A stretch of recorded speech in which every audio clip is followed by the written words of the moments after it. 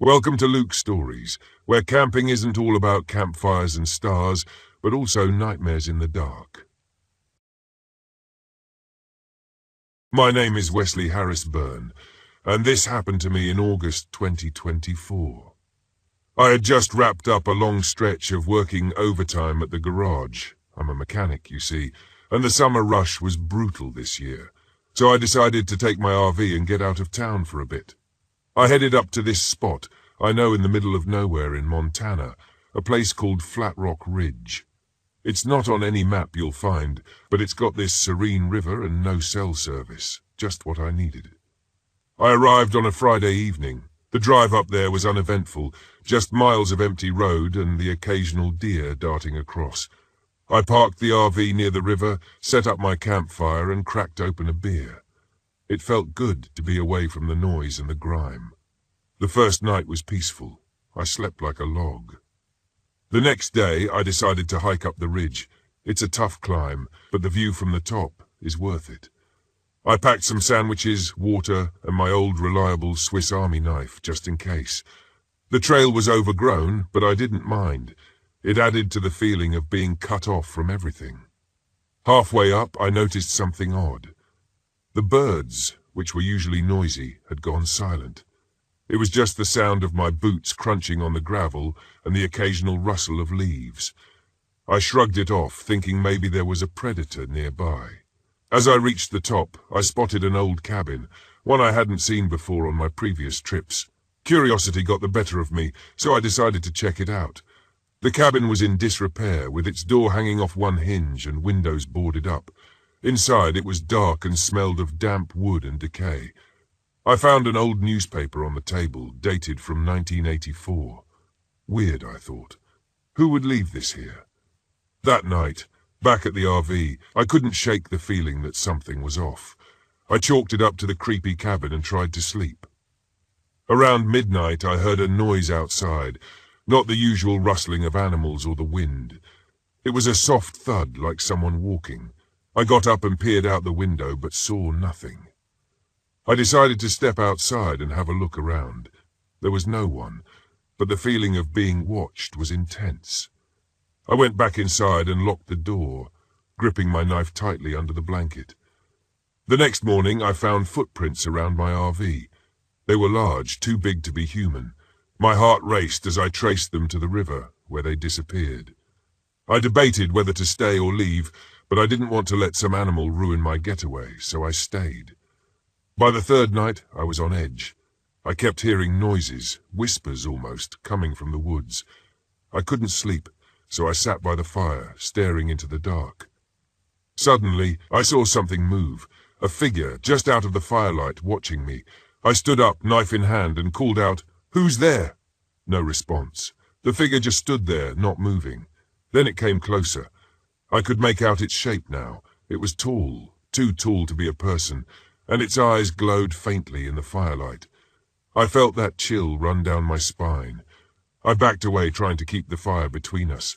The thing moved slowly, deliberately. It wasn't afraid of me. I did what any sane person would do. I ran. I ran to the RV, slammed the door shut, and locked it. I could hear it outside, circling. I grabbed my hunting rifle from under the bed, cursing myself for not using it sooner. But when I looked out the window, it was gone, just the dark, silent woods. The next morning, I decided enough was enough. I packed up and headed out. As I was driving down the dirt road, I saw something in the rearview mirror. The same figure, standing at the edge of the woods, watching me leave.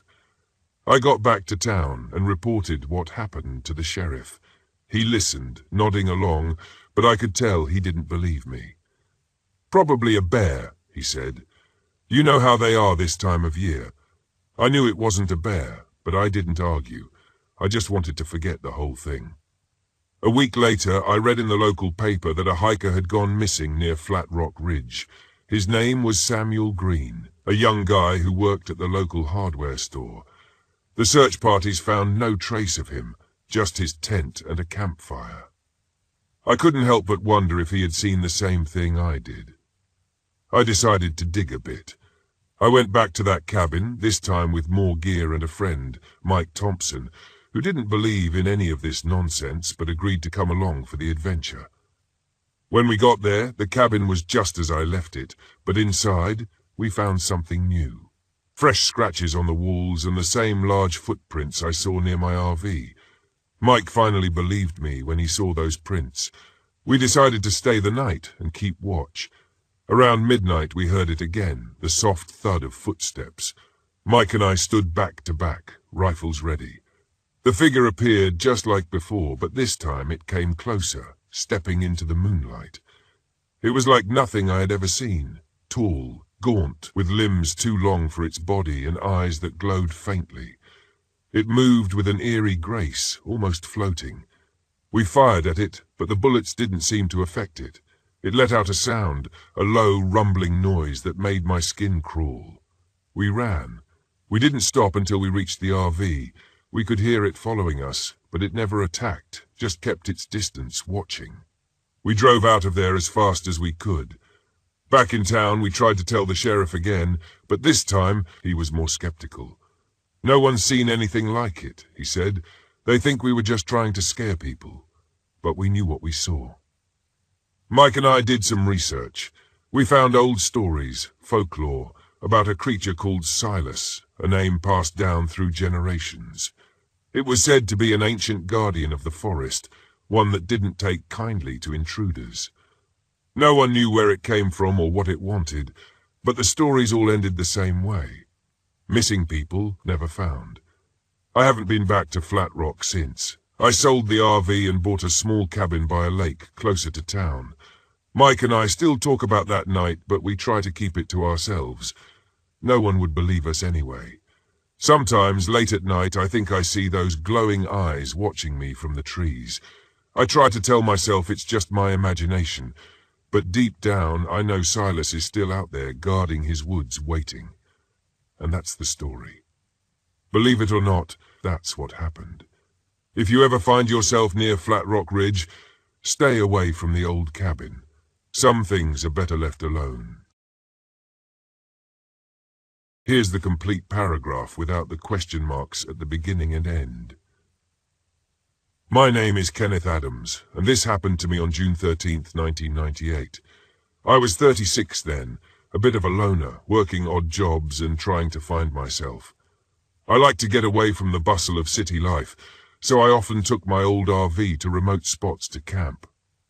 That summer I decided to explore the Allegheny National Forest in Pennsylvania. It wasn't a popular destination, which suited me just fine. I packed up my RV and hit the road, looking forward to a week of peace and quiet. When I arrived, the forest was just as I hoped, dense, quiet, and undisturbed. I found a clearing by a small, sluggish stream and set up camp. There was nobody around for miles, or so it seemed. It was perfect. The first few days were uneventful. I hiked, fished, and read by the campfire at night. The weather was clear, and the forest was beautiful. One evening, I was sitting by the fire, cooking a can of beans, when I heard a rustling noise. It wasn't unusual to hear animals moving about, but this sounded different, heavier. I brushed it off, thinking it might be a deer or maybe even a black bear. I wasn't worried. I had my hatchet and a hunting knife with me, although I didn't own a gun. The next day, I decided to explore deeper into the forest. I left early, taking a small backpack with some water, snacks, and a map. The forest was thick with old trees that seemed to close in around me as I walked. About 2 hours into my hike, I found a spot where the trees opened up into another small clearing. There was an old run-down cabin there, barely visible through the overgrown brush. Curious, I pushed my way through the thicket to take a closer look. The cabin was ancient, made of logs that were grey and rotting with age. The door was ajar, hanging on one hinge, and the windows were broken.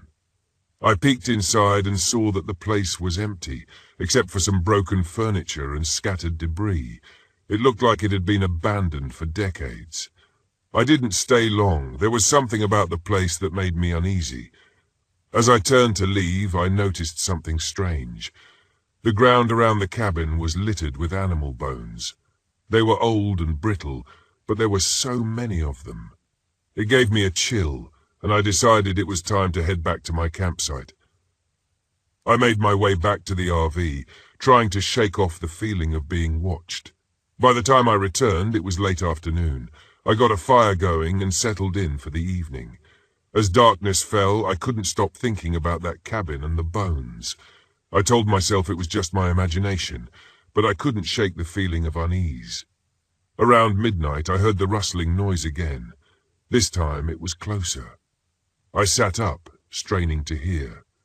The sound was coming from the edge of the clearing, where the trees cast long, dark shadows.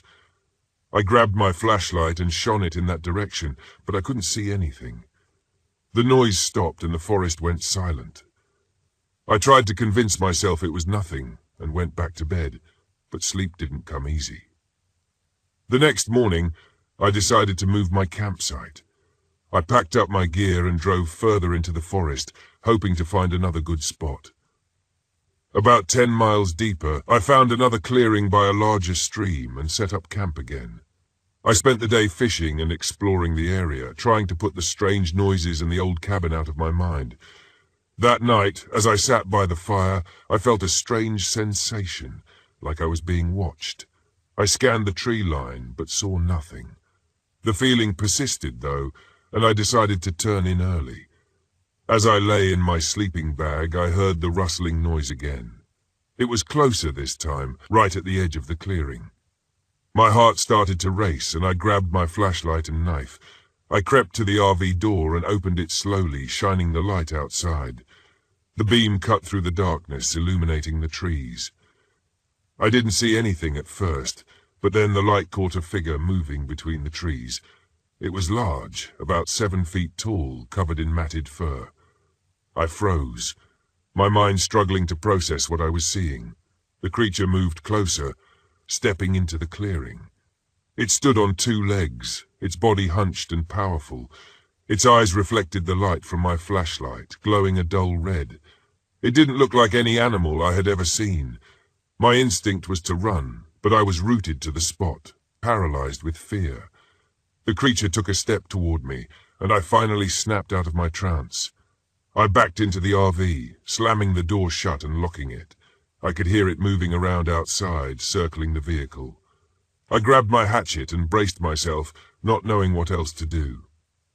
For hours I listened as the creature prowled around the RV, scratching at the sides and occasionally thumping against the walls. It was testing me, trying to find a way in. I stayed awake all night, gripping the hatchet and praying the thing would go away. Just before dawn, the noises stopped. I waited a while longer, then slowly opened the door, peeking outside. The clearing was empty, but the ground around the RV was covered in deep, clawed footprints. They were unlike anything I had ever seen, massive and inhuman. I knew I couldn't stay there. I had to leave the forest and get back to civilization. I packed up as quickly as I could and started the RV. As I drove away, I kept looking in the mirrors, half expecting to see the creature chasing after me. I didn't relax until I was miles away, back on the main road. I reported what happened to the local authorities, but they didn't take me seriously. They said it was probably a bear or maybe a prank. I knew it was neither. I couldn't stop thinking about the cabin and the bones. There was something out there, something that didn't belong. I never went back to the Allegheny National Forest. I sold the RV and moved to a small town in Ohio, trying to forget what happened. But even now, all these years later, I still think about that creature sometimes. Late at night, I hear that rustling noise in my dreams, and I wake up in a cold sweat. I've told this story to a few friends over the years, but most of them don't believe me. They think it's just a campfire tale, something to spook the kids. But I know what I saw, and I know it's out there somewhere in those woods. I've heard tales since then, whispers of an old legend about a creature that guards the forest, a beast called Grindel. They say it's been there for centuries, watching over the land and its secrets. I don't know if that's true, but it's the name that sticks in my mind, Grindel. It's a name that haunts me, a reminder of the night I came face to face with something beyond understanding. So if you ever find yourself in the Allegheny National Forest, be careful. Stick to the trails and don't go wandering into places you don't belong, because Grindle might still be out there, watching, waiting, and you don't want to meet him like I did. In 2012, I moved to the middle of nowhere in southeastern Wyoming, near the Medicine Bow National Forest. My name's Connor Vinnies, and I never really had much love for the city. Too crowded, too noisy, and too many people who didn't mind their own business. So when my buddy Steve told me he found a small cabin for sale deep in the woods, a 2-hour drive from the nearest town, I jumped at the chance. I'm not one of those types who think society's going to collapse or anything, but I always liked the idea of living quietly away from the grind. Plus, it seemed like a good place to clear my head after a rough few years working construction and dealing with some family drama. The cabin wasn't much, just 2 rooms, an outhouse, and a wood stove, but I didn't need much to be happy.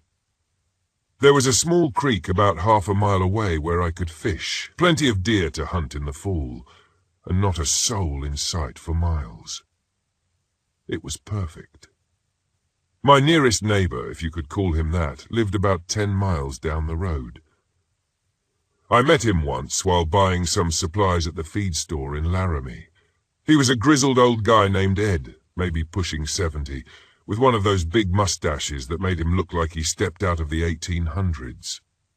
He gave me some advice about chopping wood and mentioned coyotes, but not much else. I wasn't armed, not that I have anything against guns. Plenty of folks around here carry, but I never felt the need. My philosophy was that if I stayed out of nature's way, it would stay out of mine. Most of the time that worked out just fine. That philosophy held up until last week anyway. The day started like any other. I was chopping wood, working on the pile for the winter. You spend enough time in the woods, you get used to the quiet. I'd learned to recognize the rustling of squirrels, the snap of branches when a deer wandered nearby, even the occasional screech of a hawk circling overhead. But there was something about that morning that felt off. The air was still, too still, like the whole forest was holding its breath. No birds, no wind, nothing.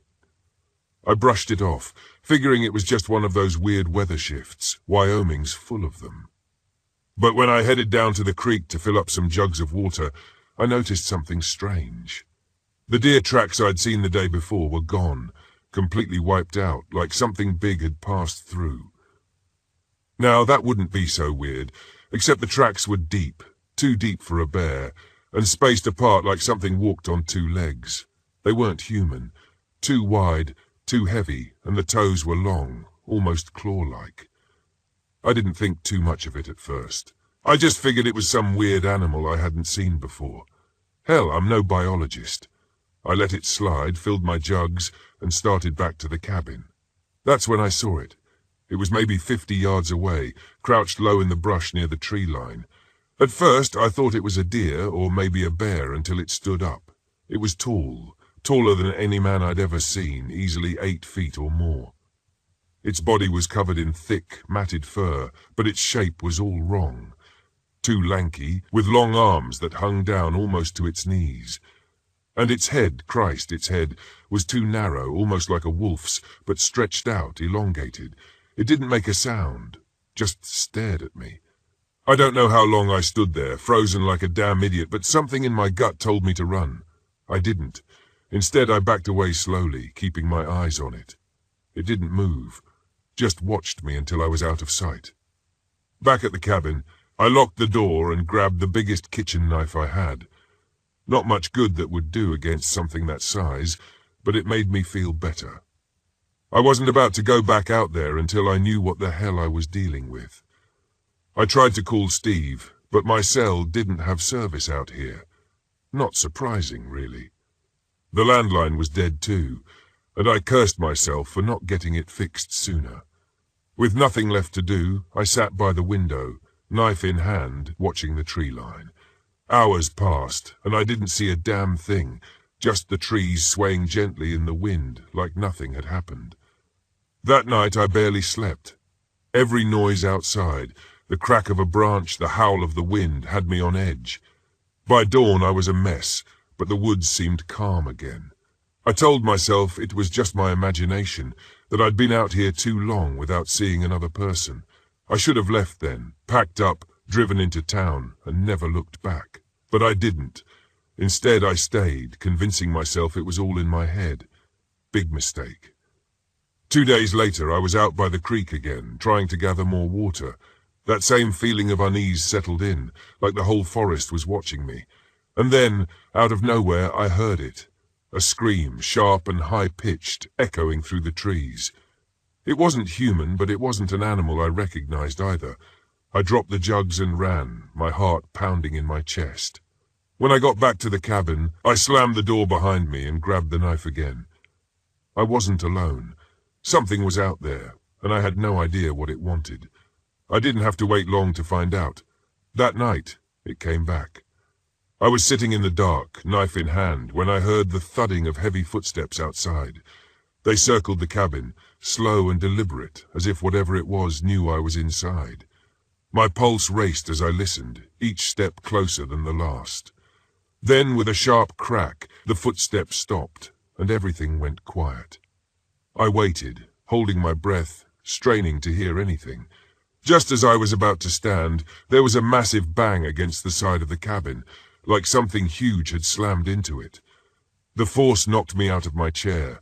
I scrambled to my feet, backing toward the door, the knife shaking in my grip. Another bang, this one louder, and the walls of the cabin shook. I looked around frantically, searching for something, anything, that could help. The axe by the fireplace. I lunged for it just as the door burst inward. Wood splintered as it came off its hinges, crashing to the floor. The creature was there, looming in the doorway. Its breath ragged and heavy, it stepped into the cabin, ducking its massive frame through the door. Its face, if you could call it that, was a twisted mix of canine and something worse. Its jaws were lined with jagged teeth, slick with saliva, and its arms, too long, too thin, reached for me. I swung the axe, hitting it square in the chest. It let out a low grunt, staggering back, but not falling. I swung again, this time aiming for its head, but it was too fast. Its hand came down, swiping the axe out of my grip with one powerful blow. I was done. I knew it. Before it could get its claws around me, though, a gunshot rang out from behind it. The creature howled, stumbling forward before crumbling to the floor. I looked up and saw Ed standing in the doorway, rifle in hand. "Thought you might need some help," he muttered, stepping over the creature's body. I didn't say a word, just nodded. Ed walked up to the thing, nudging it with his boot before planting another shot into its head. It twitched, but it didn't get back up. "What the hell is it?" I asked, my voice shaking. Ed sighed, lighting a cigarette. "Old thing. Seen 'em before. They come down from the mountain sometimes, looking for food." "And no one talks about this?" I asked, still staring at the massive creature on the floor. "Who'd believe you?" Ed shrugged. "Town doesn't like trouble. Easier to keep quiet." We burned the body that night. Ed said it was the only way to be sure. I didn't argue. By morning there was nothing left but ash and charred bones. I left the cabin the next day, packed up everything I could carry and didn't look back. There are things in those woods, things you don't see in the daylight. And whatever they are, they don't want to be found. But here's the kicker, the part that keeps me up sometimes. When we burned the body, I noticed something strange in the ashes. A metal tag, like the kind you'd put on a dog collar. It was old, rusted, but you could still make out part of the name, Brutus. I never asked Ed what it meant. I don't want to know. My name is Kevin Scott, and this happened to me on a cool autumn weekend last year. I'd taken my RV out to the Gifford-Pinchot National Forest in Washington State for a bit of solitude. You know, to get away from the daily grind. The plan was simple. Park the RV, hike around, maybe do a little fishing, and just relax. I invited my friend Jack McCree along because, frankly, he needed a break more than I did. Jack had been going through a tough divorce, and I thought a weekend in the woods might clear his head. Jack is the kind of guy who's always up for an adventure, and he didn't hesitate to join. We set up camp near a small, serene lake. There was nobody around for miles, just the way we liked it. We spent the first day setting up, chopping firewood and catching up on life over a couple of beers. It felt like the perfect getaway. The next morning we decided to hike a bit deeper into the forest. Jack, always the more adventurous one, suggested we explore a trail that wasn't on the map. He figured it would lead us to some untouched fishing spots. I agreed, and we set off, joking and laughing, feeling free from the worries back home. After a couple of hours of hiking, we came across an old, dilapidated cabin. It looked abandoned, and curiosity got the better of us.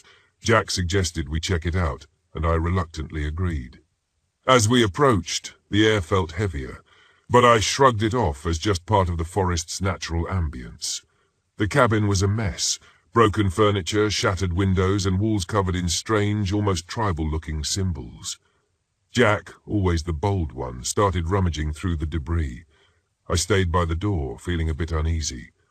"Hey, Kevin, check this out," Jack called out, holding up an old, leather-bound journal. We flipped through it, finding pages filled with cryptic notes and drawings of creatures I had never seen before. It felt like something out of an old legend or a horror story. The more we read, the more uneasy I felt. "Man, this is weird," I said, my voice echoing in the empty cabin. "Let's get out of here." Jack agreed, and we left the cabin, making our way back to the RV. The day passed without incident, but something about that cabin stuck with me. That night, as we sat by the campfire, we heard a noise in the distance, something moving through the trees. Jack laughed it off, saying it was probably just a deer or a raccoon, but the noise didn't stop. It grew closer, heavier, like something large was moving our way. "Did you hear that?" I asked, my voice barely above a whisper. "Yeah," Jack replied, now more serious. "Grab the flashlight." I fumbled for the flashlight, turning it on and pointing it towards the trees. The beam of light cut through the darkness, but we saw nothing. The forest was eerily quiet now, the kind of quiet that makes your skin crawl. "Maybe we should go inside," I suggested. Jack nodded, and we quickly put out the fire and retreated to the safety of the RV. Inside, we locked the doors and double-checked the windows. We sat there in silence, listening. After a while, the noises stopped, and we began to relax, laughing nervously at our overactive imaginations. But then, just as we were starting to drift off to sleep, we heard it, a scratching sound, faint at first but unmistakable.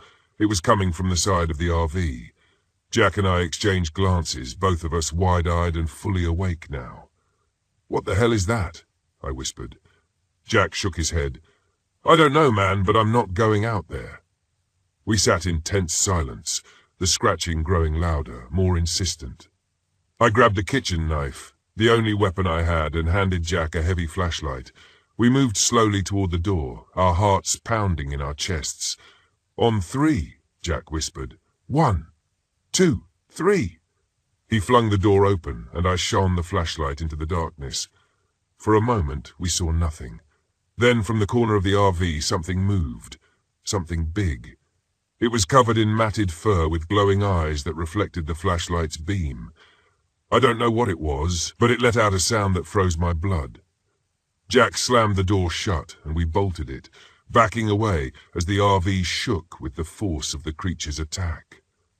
"We need to get out of here," I shouted. Jack nodded, fumbling with the keys. He started the engine, and we peeled out of the campsite, the creature chasing us for a few terrifying moments before it disappeared into the forest. We drove for hours, not stopping until we reached a small town. We went straight to the local sheriff's office, telling our story between gasps for breath. The sheriff, an older man named Carl Whitaker, listened patiently, though I could see the skepticism in his eyes. "You boys been drinking?" he asked. "No, sir," Jack replied, his voice steady. "We know what we saw." Sheriff Whitaker sighed and rubbed his chin. "All right, I'll send a couple of deputies out to take a look, but you two should get some rest." We thanked him and found a motel, locking ourselves in the room and pushing furniture against the door. Sleep didn't come easy, and when it did, it was filled with nightmares of glowing eyes and scratching claws. The next day we went back to the sheriff's office. He told us the deputies had found our campsite in disarray, but no sign of the creature, no tracks, no fur, nothing. "You sure you didn't imagine it?" he asked. "We didn't imagine it," I insisted. "It was real." The sheriff nodded slowly. "All right. Best thing you can do is stay away from that area. Sometimes the forest plays tricks on folks." We left, feeling frustrated and helpless. Jack and I parted ways after that trip, both of us shaken by the experience. We didn't talk about it much afterward, each trying to forget in our own way. Months passed, and life went back to a semblance of normal. But every now and then, I'd catch a glimpse of something out of the corner of my eye, or hear a strange noise in the night, and I'd be right back in that RV, facing the unknown. Jack and I still keep in touch, though our conversations steer clear of that weekend. I know he remembers it as vividly as I do, and neither of us is eager to relive it. I never did find out what that creature was. Maybe it was just a bear or some other animal, and our minds played tricks on us in the dark. Or maybe there are things out there that defy explanation, lurking in the corners of the world. Either way, I'm not keen to go camping again anytime soon. Some things are better left unexplored, and some stories are best left untold. But I'll always remember that weekend, and the sense of dread that still lingers when I think of those glowing eyes.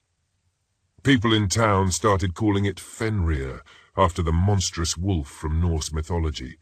I don't know if that's what it really was, but the name stuck.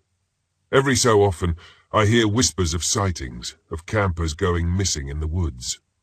I just hope I never cross paths with Fenrir again.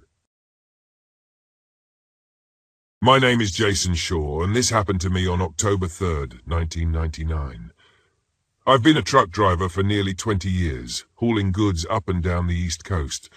Most of the time, it's a straightforward job. Drive, deliver, repeat. But every so often, something out of the ordinary happens. This time, it wasn't just out of the ordinary, it was a nightmare. It started like any other day. I picked up a load in Albany, New York, bound for a small town in rural Pennsylvania. The route took me through some pretty isolated areas, places where cell service was a joke, and the nearest help might be hours away. Not that I minded it. I've always enjoyed the solitude. It gives me time to think. I was cruising down a 2-lane highway, surrounded by nothing but trees and the occasional farmhouse. It was early afternoon, the sky overcast, the kind of weather that makes everything look a little more dreary. I was making good time, planning to stop at a diner I knew about an hour down the road for a late lunch. I had just rounded a bend when I saw a car on the shoulder, its hood up. A woman was standing beside it, waving her arms. I pulled over more out of habit than anything. Truckers help each other out. It's just what we do. I climbed down from the cab and walked over. She was in her late 30s, maybe, with short brown hair and a look of genuine relief on her face. "Thank God you stopped," she said. "My car just died, and I don't have any cell service." "Let me take a look," I said. "I'm no mechanic, but I know my way around an engine. I fiddled with the battery cables, checked the oil, tried to start it up. Nothing." "It's dead," I said. "I can give you a lift to the next town, though. It's about 30 miles up the road." She hesitated for a second, then nodded. "That would be great. I really appreciate it." We climbed into the cab, and she introduced herself as Lisa. We made small talk as we drove, the kind of idle chatter you make with strangers. She was a teacher on her way to visit her sister. Nice enough lady, seemed genuinely grateful for the ride. About 15 minutes down the road, we passed a little dirt pull-off. Nothing special about it, just a place where the road widened a bit. But as we went by, something caught my eye. It was quick, just a flash of movement in the trees. I didn't think much of it at first. Could have been a deer or a stray dog, but something about it bothered me. It felt off. "Did you see that?" I asked, more to myself than to her. "See what?" she replied. "Nothing," I said, shaking my head. "Probably just an animal." We kept driving, but I couldn't shake the feeling that something was wrong. A few miles later, we passed another pull-off, and this time I saw it clearly. A man standing in the trees, watching us. He was wearing a dark jacket and jeans, nothing out of the ordinary, but the way he was standing there so still gave me the creeps. I didn't say anything to Lisa. No point in scaring her, but I kept an eye on the rearview mirror, watching for any sign of trouble. We reached the town without incident, and I dropped her off at a gas station. She thanked me again, offered to pay for my lunch or something, but I waved it off. Just doing my job. After she went inside, I parked the truck and walked over to a diner across the street. It was one of those old-school places with vinyl booths and a counter lined with stools. I ordered a burger and a coffee, trying to shake off the weird feeling from earlier. I was halfway through my meal when I saw him, the man from the trees. He walked into the diner like he owned the place, his eyes scanning the room until they landed on me. He didn't smile, didn't nod, just stared. My heart started pounding, but I kept my cool. I've dealt with all sorts of people on the road, and the last thing you want to do is show fear. He walked over and sat down at the counter, 2 seats away from me. Up close, I could see he was older than I'd thought, maybe in his 50s. He had a scar running down the side of his face, and his eyes were cold, dead. "Nice day for a drive," he said, his voice flat and emotionless. "Yeah," I replied, trying to keep it casual. "Just another day on the road." He didn't say anything else, just sat there, staring at me. I finished my meal quickly, paid the bill, and left. As I walked back to my truck, I glanced over my shoulder. He was still sitting there, watching me through the window. I climbed into the cab and locked the doors, my mind racing. Who was this guy? Why was he following me? I started the engine and pulled out of the lot, my eyes constantly flicking to the mirrors. I didn't see him again, but the feeling of being watched stayed with me. I drove for another hour, my nerves on edge, until I reached a rest area. It was one of those places with a few picnic tables and a bathroom, nothing fancy. I pulled in, parked, and got out to stretch my legs. The place was empty, just me and the trees. I was about to climb back into the cab when I heard a noise, a twig snapping maybe, or a footstep. I turned, scanning the tree line, but saw nothing. Just the wind, I told myself. But I couldn't shake the feeling that I wasn't alone. I climbed back into the truck, locked the doors, and settled in for the night.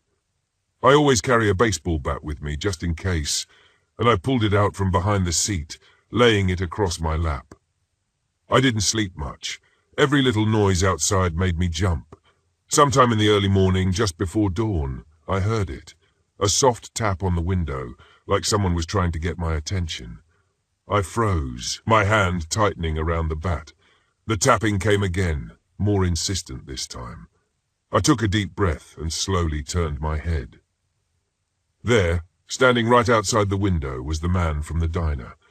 His face was inches from the glass, his eyes staring straight into mine. He didn't move, didn't blink, just stood there. I reacted without thinking. I swung the bat at the window, shattering the glass. He jumped back, and I scrambled to open the door, ready to fight. But he was gone, vanished into the trees. I didn't waste any time. I started the engine and floored it, not caring about the noise or the damage. I drove like a madman, my heart pounding, until I reached a larger town with a police station.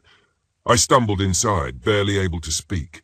The officers were skeptical at first, another trucker with a crazy story, but they sent a car to the rest area to check it out. They found the broken window, but no sign of the man.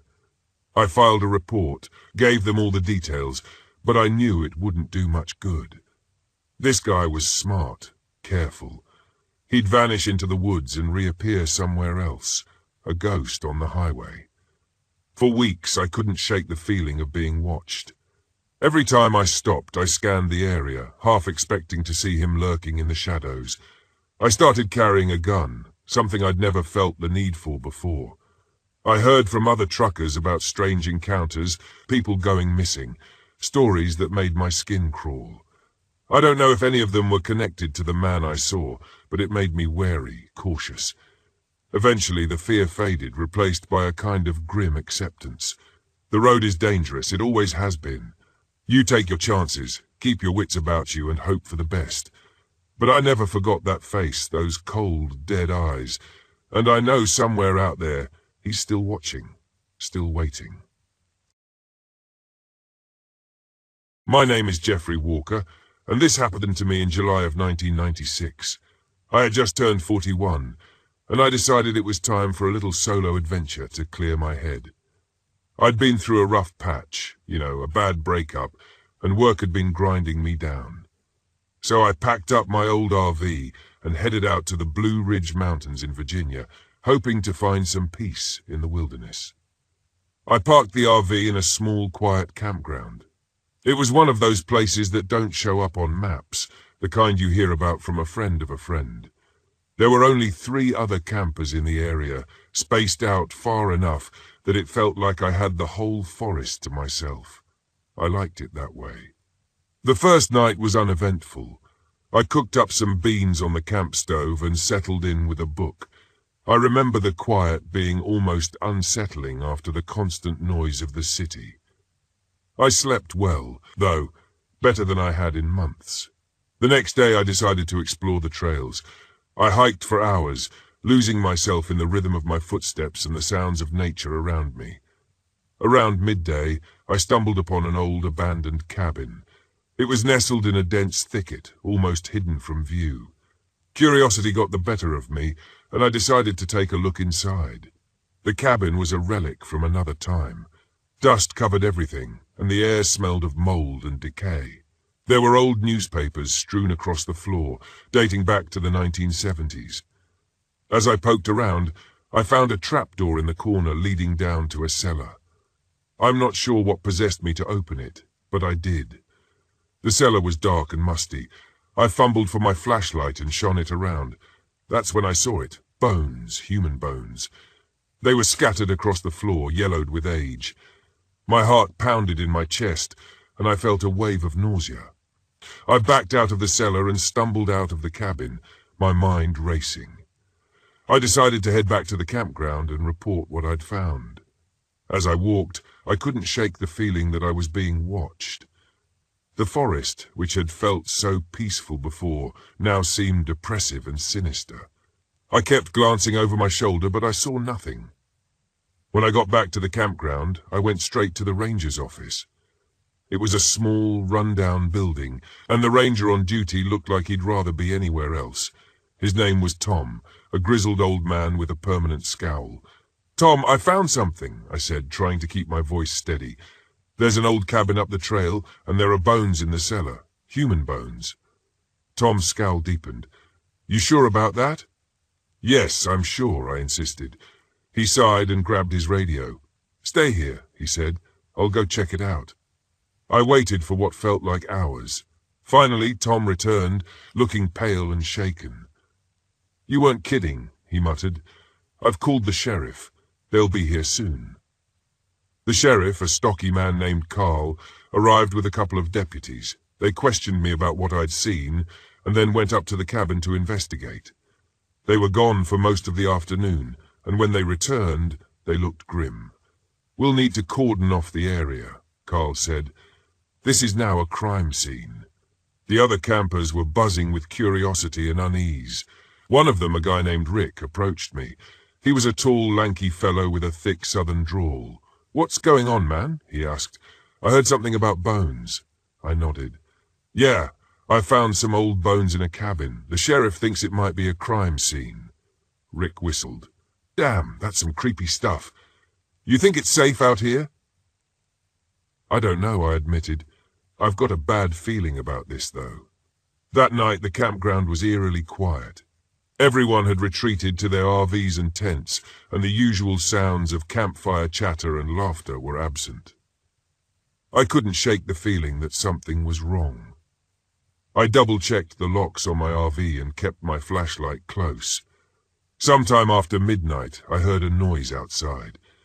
It was a soft shuffling sound, like something moving through the underbrush. I held my breath and listened. The sound grew louder, closer. My heart pounded in my chest as I peered out the window. In the dim light, I saw a figure moving between the trees.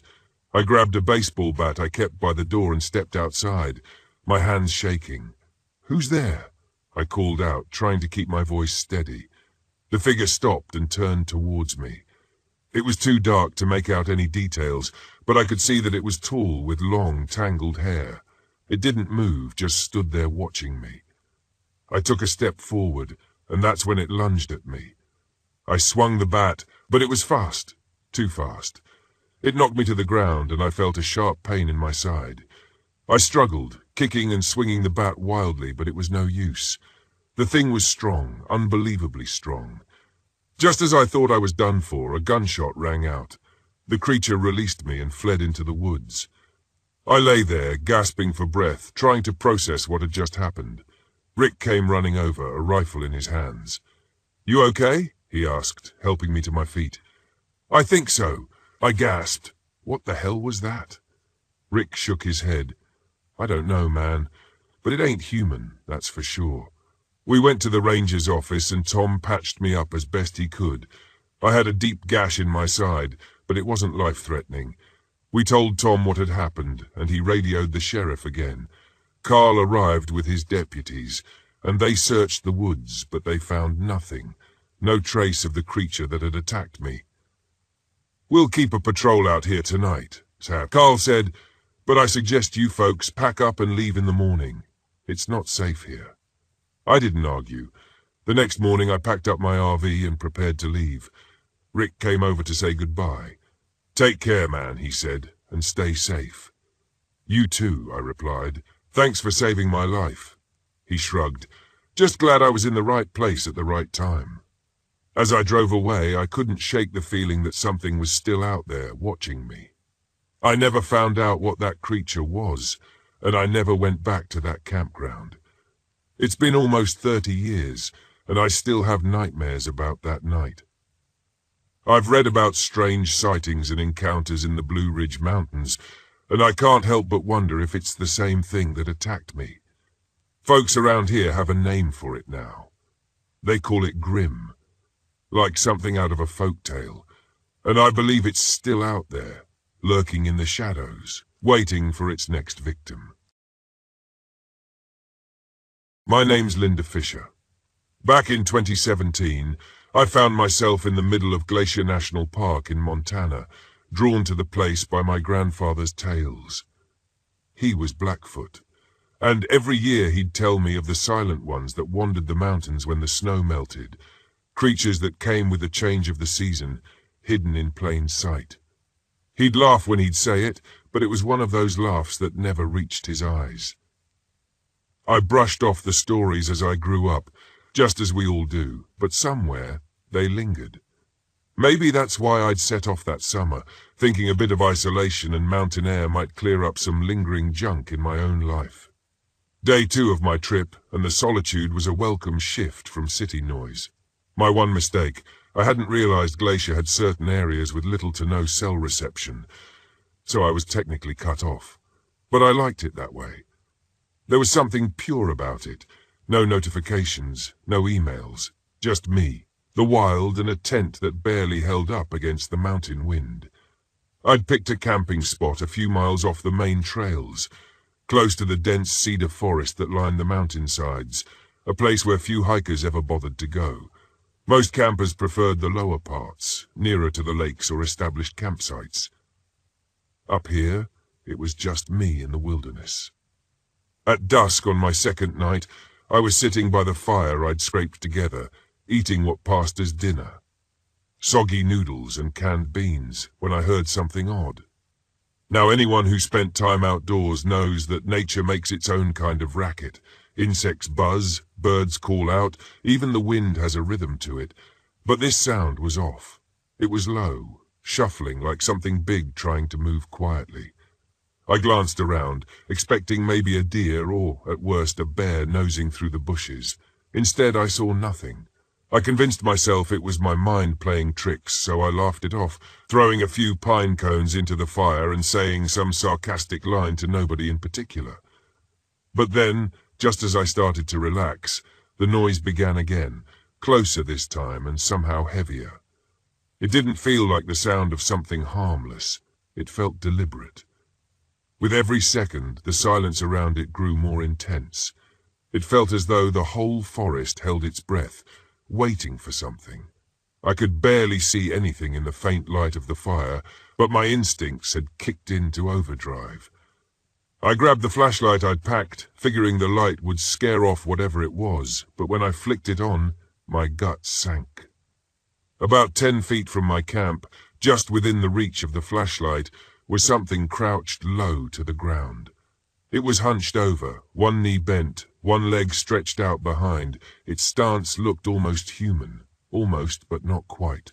It had a shape to it, like a man who'd been stretched, the limbs wrong, too long, the joints at angles that shouldn't have been possible. Its skin was mottled, a pale grey like tree bark in the dead of winter, with dark jagged lines snaking across its body. It stared at me, unmoving, waiting. I don't know what made me freeze. I'd dealt with wildlife before, but this was different. There was something about it that felt ancient, something that radiated a sense of wrongness, like it didn't belong here. My first reaction was stupid but instinctive. I tried to shout at it to make myself seem big, like you're supposed to do with a mountain lion. I waved my arms, called out, "Get lost!" like it was just some animal that could be intimidated. The thing tilted its head just a little, as if it found the whole thing amusing, and then it smiled. Not with its mouth exactly, more like its whole face twisted, muscles stretching and contorting to form what I could only guess was an attempt at a grin. It was like looking at a caricature of a smile, stretched too far, not fitting quite right, almost as if it was mimicking what it thought humans did. Then, quick as a flash, it straightened up to its full height, towering over me by at least a foot, limbs too long, arms that hung low and narrow, tapering into thin fingers, nearly claw-like. I stumbled back, the flashlight slipping from my hand and landing in the dirt, casting eerie shadows that danced across its twisted form. My mind raced, trying to make sense of it, to find some logical explanation, but this thing, it wasn't like anything I'd ever seen. Not in books, not in the woods, nowhere. As I struggled to pick up the flashlight, my hand found a rock instead.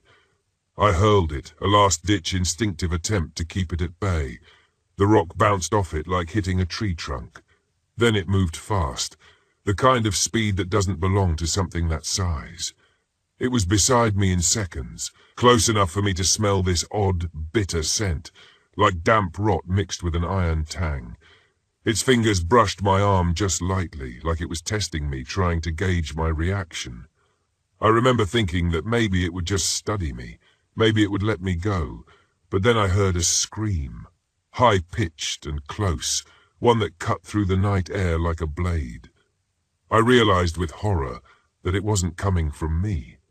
It was coming from further up the trail, somewhere close by, another camper, perhaps, or a hiker who had taken a wrong turn. Whoever it was, they didn't have long, because that creature, no, that thing, had already whipped its head around, focusing on the new source of sound. I watched in stunned silence as it darted away, moving with a gait that was too smooth, too inhuman. It was only a matter of moments before I heard a second scream, shorter, more desperate, followed by a strange, wet sound, the kind you hear in butcher shops. My instinct screamed at me to run, to bolt down the trail and not look back, but something held me in place. I crouched low, inching closer to where the sounds had come from, keeping to the shadows, my pulse roaring in my ears. In the dim light, I could see its silhouette bent over something or someone. I couldn't make out details, but I saw enough to know that I needed to get out fast. I turned, pushing back toward my camp, hands shaking as I threw whatever I could into my bag. Food, flashlight, a knife I'd brought but somehow hadn't thought to use.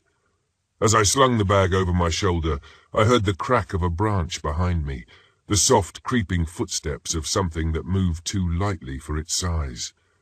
My stomach twisted and I pushed myself forward, ignoring the burning in my legs, the ache in my lungs. I ran down the mountain path, every shadow now a potential threat, every sound amplified in the darkness. The creature kept close enough that I could hear it sometimes, that faint shuffling sound just behind me, as though it enjoyed the chase. I must have stumbled a dozen times, scraping my hands raw, feeling my knees buckle, but I didn't dare slow down. Every time I thought I'd lost it, that silence would creep back, and then I'd hear the faintest of footsteps, that strange, sickly sweet scent wafting through the air. When I finally broke through to the lower trailhead, the park ranger's cabin was within sight. I stumbled into it, nearly colliding with the wooden door. A young ranger, maybe in his 20s, looked up in shock as I burst in, rambling about what I'd seen, telling him about the screams, the creature. His eyes went wide, but he didn't look surprised. He looked resigned, like he'd heard this all before. He tried to calm me down, asking questions, trying to gather details. He mentioned something about an old story, something passed down by the locals about creatures that came out with the changing seasons. He muttered under his breath something about when to go, though he quickly changed the subject when he saw me trying to catch what he was saying. When other rangers returned, they headed up the mountain, but they didn't find anyone else. No bodies, no blood, no sign of struggle. Only my footprints, erratic and wild, were traced along the dirt. They marked it off as nothing more than hysteria, maybe an animal attack. They told me to rest, get some sleep, and to take a few days off from any heavy hiking. My name is Ronald Lopez, and this happened to me on July 15th, 2004. It was supposed to be a laid-back camping trip, just me, my buddy Pete, and our old RV parked by a remote part of the Green River in Utah. We weren't looking for adventure, just a weekend away from our regular lives. Pete worked construction, and I ran a small bait and tackle shop. Nothing too fancy, just two guys in need of some quiet time with nature, beers, and fishing rods. We'd found a spot not far from Horseshoe Canyon, far enough off the beaten path to avoid the crowds. The place was perfect, quiet, isolated, and right next to the river. We set up camp, got a fire going, and cracked open a couple of beers. The sun was setting, painting the sky in shades of orange and purple. It was one of those moments that make you feel alive and grateful for the little things. As the night fell, the conversation turned to the usual stuff. Pete was complaining about his boss, and I was telling him about a weird customer I'd had that week. We laughed, roasted marshmallows, and eventually decided to call it a night. The RV was old but comfortable. It had a little kitchenette, a fold-out table, and 2 bunk beds, cozy enough for a weekend. The first night was uneventful. We woke up early, eager to get to the river. Fishing was good. We caught a couple of bass and a trout. By mid-afternoon, we were back at camp, grilling our catch and feeling pretty pleased with ourselves. The day went by in a blur of good food, lazy conversation, and cold beers. It was exactly what we needed. That evening, as we were sitting by the fire again, Pete noticed something odd. "Hey, Clarence, did you see that?" he asked, squinting into the trees. "See what?" I replied, not really paying attention. "I thought I saw something move over there," he said, pointing towards a dense clump of trees about 50 yards away. I looked but saw nothing. "Probably just an animal. This is their turf, after all," I said, trying to reassure him. Pete shrugged it off, and we went back to our beers and stories, but I could tell he was uneasy. Every now and then he'd glance toward the trees as if expecting to see something. It was getting late, so we decided to head inside and call it a night. Around midnight, I woke up to a strange noise. It was a soft scratching, like something was brushing against the side of the RV. At first I thought it was the wind, but the sound was too deliberate. I nudged Pete, who was snoring in the bunk below mine. "Pete, you hear that?" I whispered. He grunted, half asleep. "Hear what?" "That scratching noise. Listen." We both stayed quiet, and there it was again, a slow, deliberate scratching. Pete sat up, fully awake now. "What the hell is that?" he muttered. "I don't know, maybe an animal." I suggested, but even I didn't believe it. We grabbed our flashlights and cautiously opened the door. The night was pitch black, and the fire had long died out. The air was still and silent. We scanned the area with our lights but saw nothing, just the trees and the river beyond. "I don't see anything," Pete said, sounding relieved. "Yeah, maybe it was nothing," I agreed, though I still felt uneasy. We went back inside, but sleep didn't come easy. Every creak and groan of the RV had me on edge. Eventually exhaustion took over, and I drifted off. The next morning we found deep scratches on the side of the RV, right where we'd heard the noise. Long, jagged marks that didn't look like they were made by any animal. Pete and I exchanged uneasy glances. "This isn't normal, man," Pete said, running his fingers over the scratches. "What kind of animal does this?" "I don't know, maybe a bear, I guess," though I knew it didn't look right. We decided to stay close to camp that day. The fun, carefree atmosphere of the previous day was gone. We were jumpy, constantly looking over our shoulders. By late afternoon, the tension was unbearable. "Maybe we should pack up and leave," Pete suggested.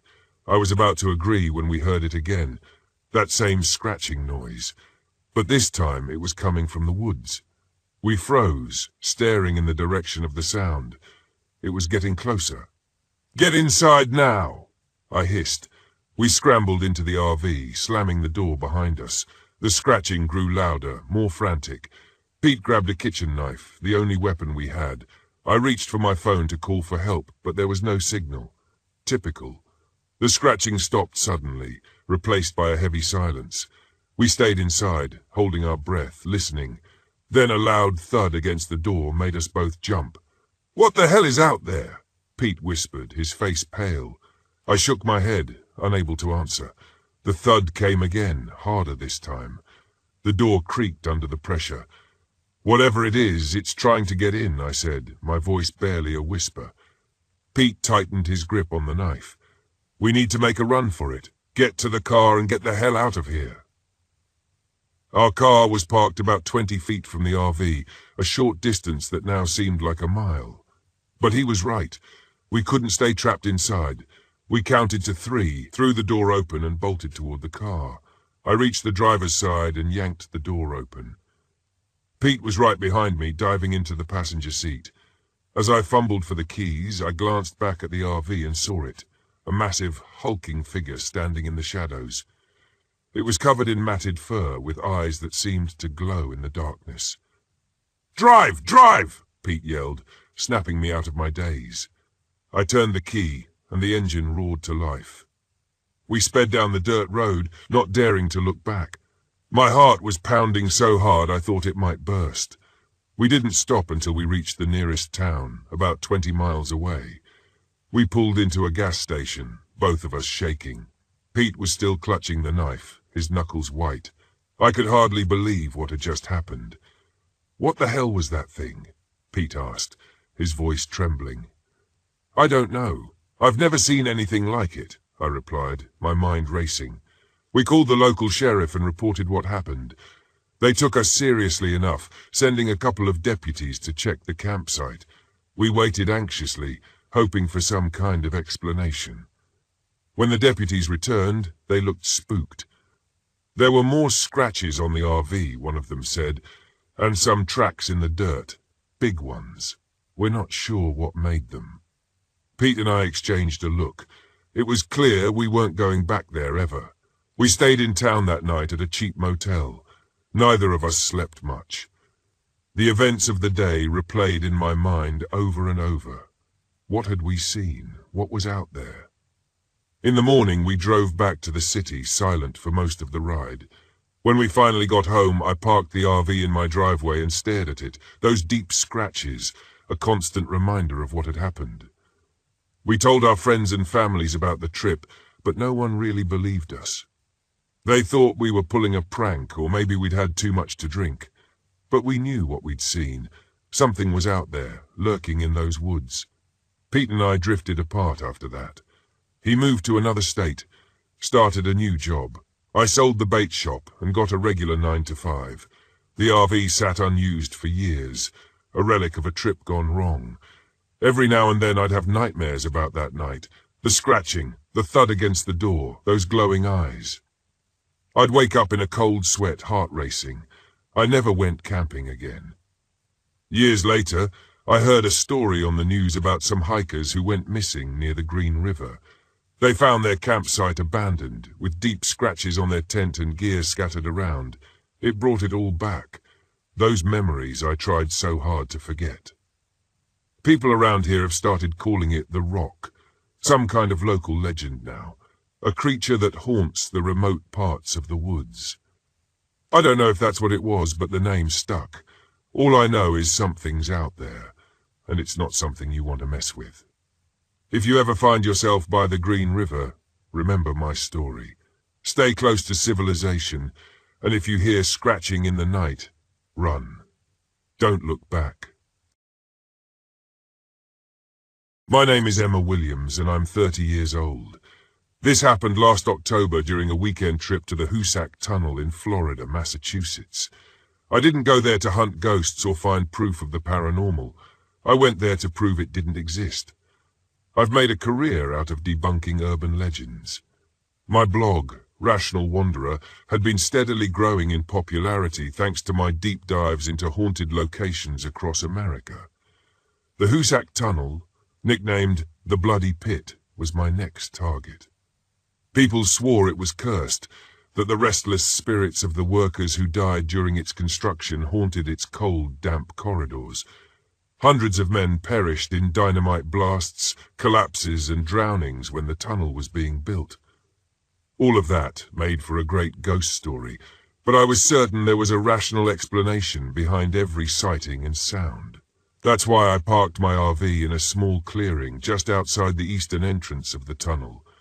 It was late afternoon, and the woods around me were quiet except for the occasional rustle of leaves in the breeze. The tunnel loomed ahead, its dark mouth swallowing the sunlight. I grabbed my camera, journal, and an EMF meter, a gadget ghost hunters use that I planned to use to show there was no unusual activity, and stepped out.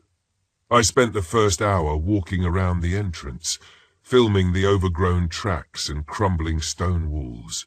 Everything seemed normal, though I couldn't shake the feeling of being watched. It wasn't oppressive, not at first, just an itch at the back of my neck, the kind that makes you glance over your shoulder even when you know no one's there. The first sign that something was off came when I tried to fly my drone. I wanted aerial shots of the tunnel and surrounding forest, but as soon as it lifted off, the drone veered sharply to the left, ignoring my controls. I brought it down, checked it for damage, and tried again. This time it wouldn't even turn on. I shrugged it off, blaming the damp air. I wasn't so quick to dismiss the next event. As the sun dipped below the horizon, I set up my gear inside the RV to review the footage I'd taken. That's when I heard it, a faint whisper. So soft I thought it was the wind at first. I froze, straining to listen. The whisper came again, clearer this time. Lisa. I laughed nervously, telling myself I must have imagined it. But when I turned off the lights in the RV, I saw something through the window. A shadowy figure stood near the tree line, unmoving, its shape barely visible in the dim light of the rising moon. I grabbed my flashlight and stepped outside, but by the time I got there, the figure was gone. The only sound was the crunch of leaves under my boots and the pounding of my heart. I didn't sleep much that night. Every creak of the RV, every rustle of leaves had me on edge. When I woke up the next morning, the first thing I noticed was that the coffee mug I'd left on the counter was shattered on the floor. My journal had been moved, open to a page I hadn't written on, and my flashlight, the one I'd used the night before, refused to turn off, even with the batteries removed. Still, I pressed on. I'd come here to disprove the legends, and I wasn't going to let a few strange occurrences scare me away. I spent the day exploring the tunnel itself. The temperature dropped sharply as I stepped inside, the air thick with moisture and the scent of mildew.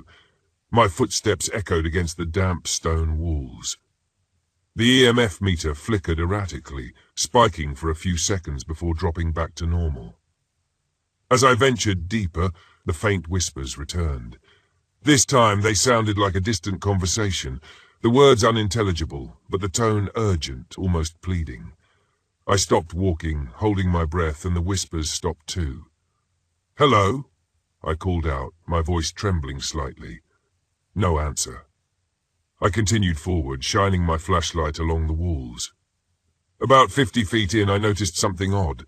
A set of muddy footprints, far fresher than they should have been. They led deeper into the tunnel, and against my better judgment, I followed them. The footprints stopped abruptly in the middle of the tunnel. There was no side passage, no indication of where whoever or whatever had made them had gone. As I crouched to examine them, I heard the sound of metal screeching. It was faint at first, like the distant groan of a train slowing to a stop, but it grew louder and louder until it was deafening. I whipped around, expecting to see headlights barreling toward me, but the tunnel was empty.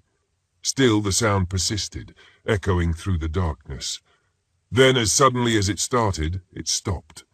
The silence that followed was worse. I ran.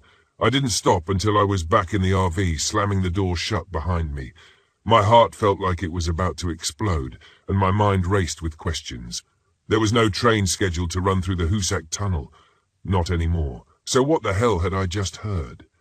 That night, I decided to stay awake, determined to catch whatever was causing the disturbances. Around 3 a.m., I saw it again, the shadowy figure near the tree line. This time, I didn't go outside. I sat frozen in my seat, gripping the flashlight like a lifeline. The figure didn't move. It just stood there, watching. Eventually, I couldn't take it anymore. I grabbed my camera and stepped outside, determined to confront it. But as soon as I left the RV, the figure disappeared. In its place, I found something else, a small leather-bound journal, half buried in the dirt. I picked it up and flipped through its brittle pages. It appeared to be a diary, written by one of the tunnel workers in the 1860s. The entries were short and frantic, detailing accidents, deaths, and an overwhelming sense of doom. One line stood out to me. "We disturbed something in the mountain. Now it will not let us leave." My name is James Lopez. I'm 33 years old, and I used to be a park ranger before I shifted to city planning. I've always been the type to keep a level head under pressure, but that weekend in Ocala National Forest changed the way I see the world and myself forever. It's hard to explain what we encountered without sounding insane, but I'll do my best. This happened in April 2012. My girlfriend Emma, two friends Tyler and Kelly, and I decided to take an RV trip into the heart of Ocala. Emma, 30, has always been an avid nature enthusiast, and the plan of the group was that she'd been itching to show us Alexander Springs, where the water is crystal clear and the trails promise adventure. Tyler, 28, my childhood friend, and Kelly, his girlfriend, were tagging along mostly because they loved camping, though Kelly was more into the safety of RV life than the rugged outdoors. Looking back, I wish I trusted Kelly's unease from the start. We arrived at our campsite around mid-afternoon on a Friday, excited to leave behind the noise of the city. The RV, which I'd borrowed from my brother, was parked in a clearing surrounded by towering pines. The air smelled fresh, the kind of scent you can only get deep in the woods. We unpacked quickly, tents for Tyler and Kelly, and Emma and I would use the RV. "See? Perfect," Tyler said, slapping me on the back. "We needed this, man. Get the old crew together." Emma was already wandering the edge of the woods with her camera. "The biodiversity here is incredible," she called back, her voice tinged with excitement. "It's so quiet, though." It was quiet, eerily so. Usually you'd hear birds chirping, insects buzzing something.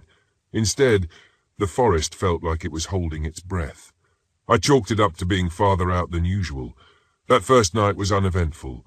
We built a fire, roasted marshmallows, and told the same dumb stories Tyler and I had been recycling since we were teenagers.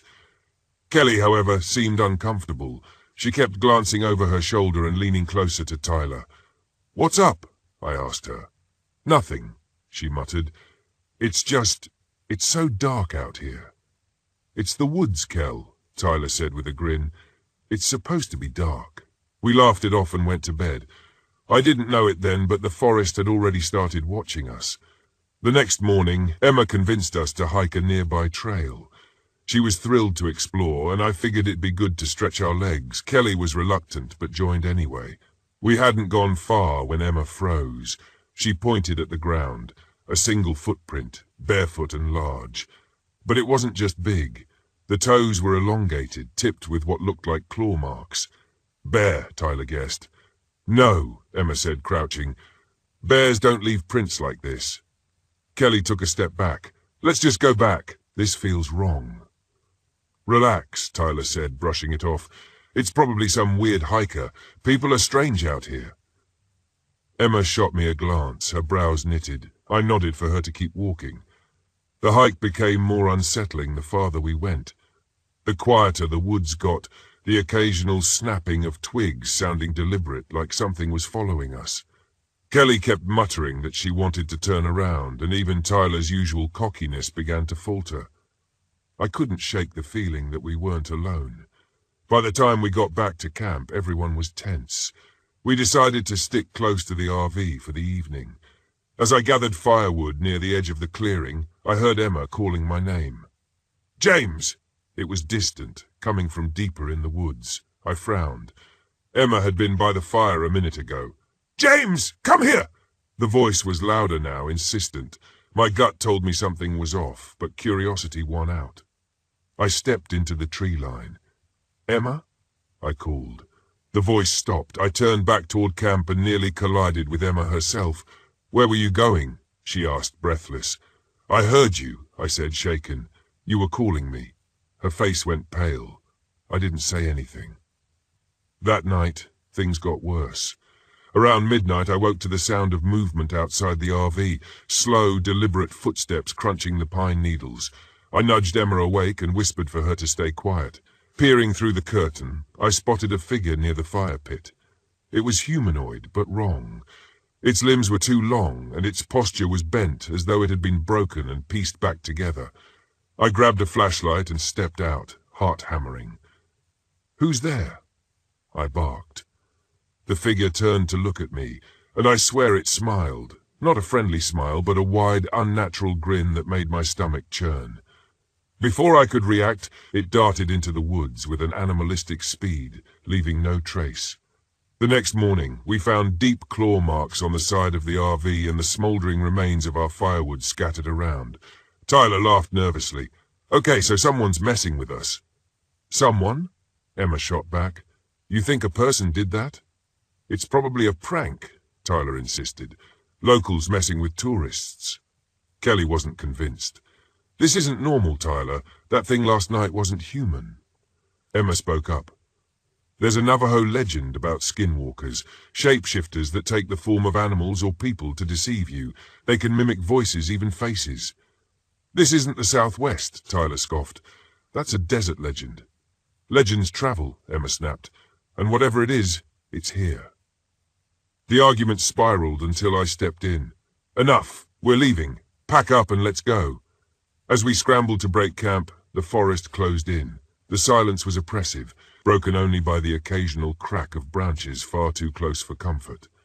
Kelly stayed by the RV, clutching her arms as if shielding herself from something unseen. Then we heard it, Tyler's voice calling from the woods. Guys, I found something.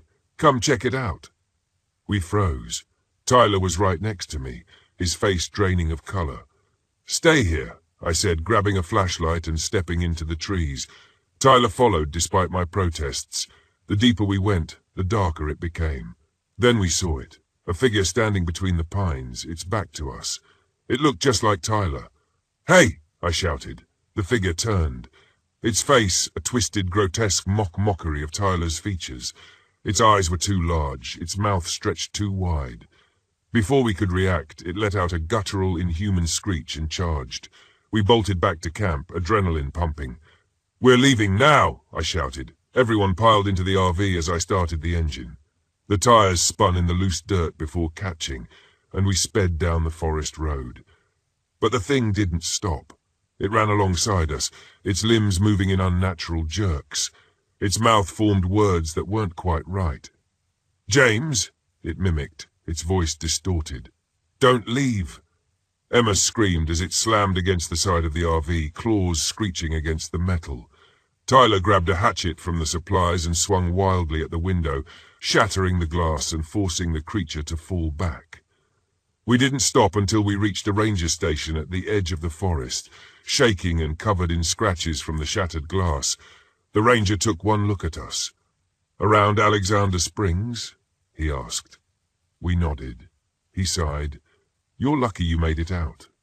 We never talked about that trip again. Tyler and I drifted apart after that, and Kelly refused to camp ever again. Emma became obsessed with the legends, trying to make sense of what we'd seen.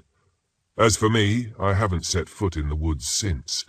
Some places are wild, not because of the animals or terrain, but because something else lives there, something that watches, waits, and hungers. My name is Lucas Lopez. I'm 43 years old, and last summer I drove my RV into the heart of the Freetown Fall River State Forest in Massachusetts. I had come to write about the area's infamous reputation, a hotspot for supernatural legends, cult activity, and bizarre phenomena. I didn't believe in any of it, not really. I was just a writer looking for a good story, something to draw attention to my blog and maybe finally get a real following. After my divorce, I'd thrown myself into work, taking solo trips across the country, chasing oddities and urban legends. This trip wasn't supposed to be any different, but what happened over the next 3 days still haunts me. I arrived late in the afternoon, the sun dipping low behind a canopy of ancient trees. My GPS had failed about 15 minutes earlier, leaving me to navigate the maze-like dirt roads on my own. The deeper I drove, the narrower the paths became, the trees pressing closer, their gnarled branches scraping against the RV like claws. Finally, I found an unmarked pull-off that looked like it hadn't been touched in years, overgrown, uneven, but quiet. Perfect. I parked, grabbed my gear, and stepped outside. The first thing I noticed was the silence. No birds, no rustling leaves, no distant hum of traffic, just stillness, thick and unnatural.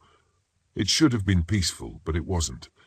I shook off the unease, telling myself it was just the isolation, and started setting up camp. The trouble began almost immediately. I planned to spend the first evening jotting down notes about the area's history. Strange disappearances, stories of ghostly apparitions, rumors of cult rituals in the 1970s. But as I went to plug in my laptop, the RV's backup power refused to work. "Come on," I muttered, fiddling with the connections. Nothing. My phone, too, was useless, no signal and a battery draining faster than it should have. Annoyed but not panicked, I lit a lantern and set up my notebook instead. Outside, the forest seemed to close in tighter as darkness fell. It started with footsteps. I was sitting by the fire, the warm glow flickering across the trees when I heard them, soft, deliberate, like someone walking barefoot on the forest floor. "Hello?" I called, shining my flashlight into the darkness. The beam caught only trees and shadows. The footsteps stopped. I stood there for what felt like an eternity, waiting for some kind of movement, a voice, anything. When nothing came, I convinced myself it was just an animal and returned to the fire. But the unease lingered. The next morning, I decided to explore the trails. I left the RV and followed a faint path that twisted through the woods, marked occasionally by faded red blazes on the trees.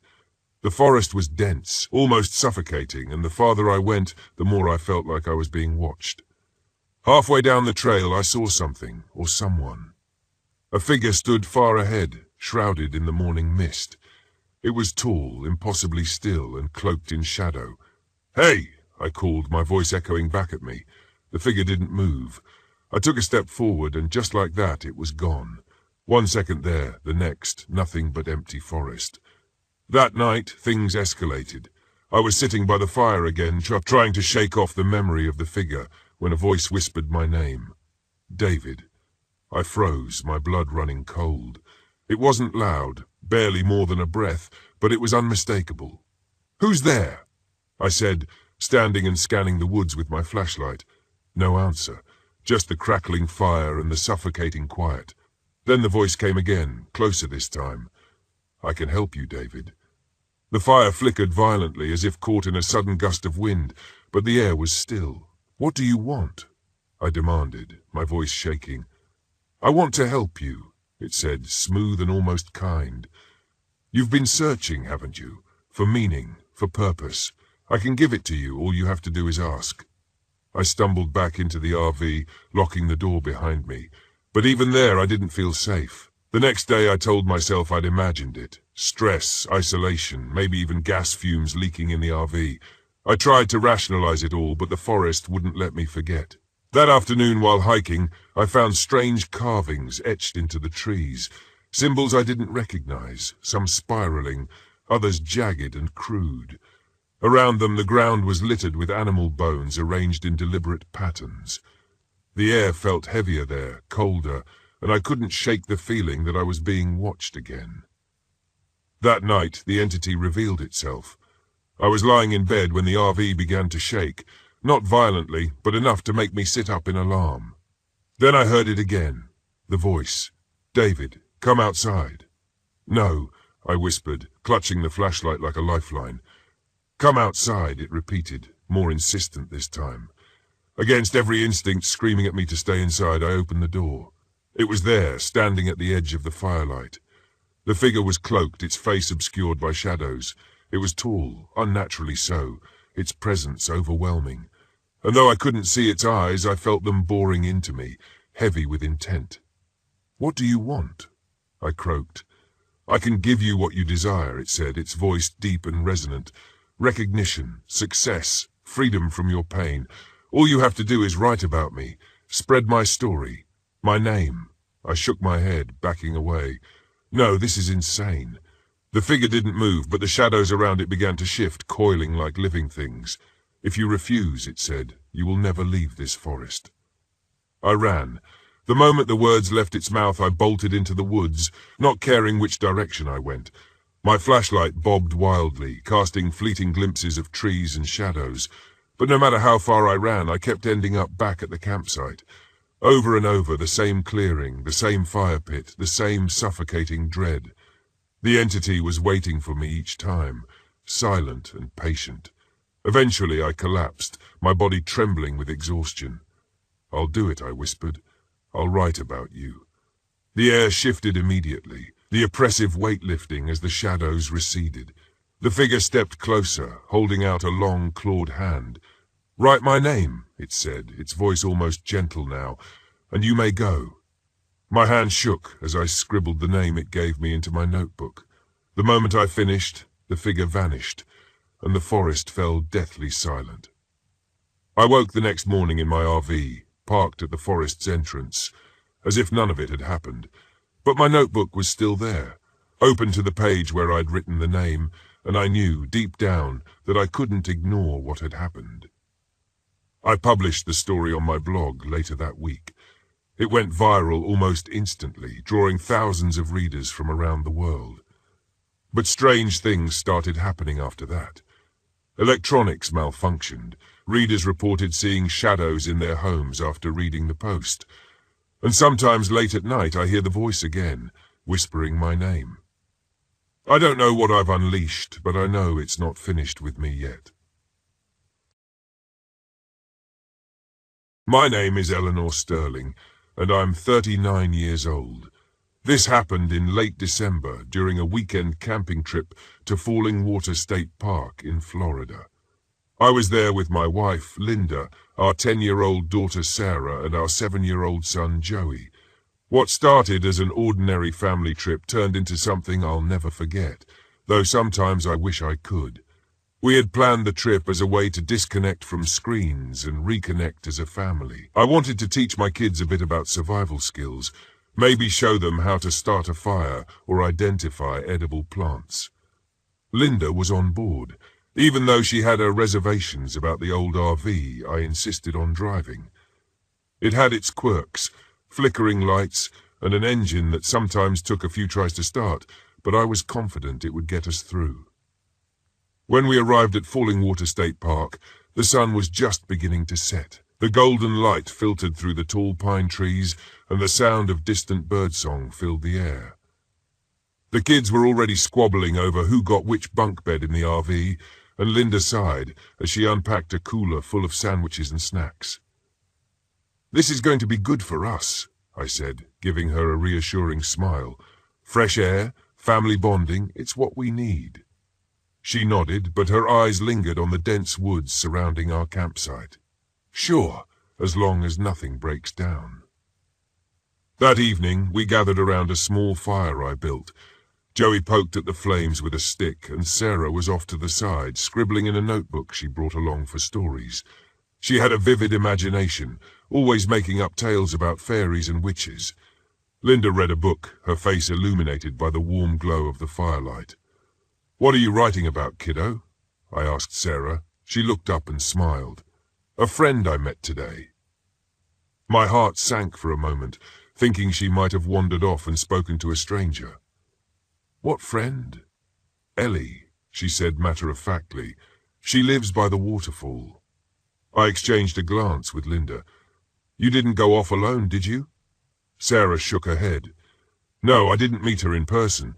She just started talking to me when we got here." Linda frowned. "Honey, it's okay to have an imaginary friend, but don't scare your dad like that." Sarah's expression darkened. "She's not imaginary." I didn't push it. Kids have wild imaginations, and I figured it was just part of her storytelling hobby. The first truly strange thing happened later that night. I was outside stoking the fire one last time before bed when I heard it, faint laughter coming from the woods. It wasn't close, but it wasn't far either. I stood still, straining to hear over the crackle of the fire. "Kids?" I called, but they were already inside the RV with Linda. The laughter faded, and I told myself it was probably another camper. Still, it put me on edge. The next morning, Linda complained about a cold draft in the RV. "It's like someone left the door open," she said, pulling her cardigan tighter. I checked the door and the windows. Everything was locked up tight. We spent the day hiking to the park's main attraction, the waterfall. Sarah was unusually quiet, lagging behind and glancing over her shoulder as if expecting someone to appear. Joey, on the other hand, was full of energy, running ahead and shouting, "Come on, slowpokes!"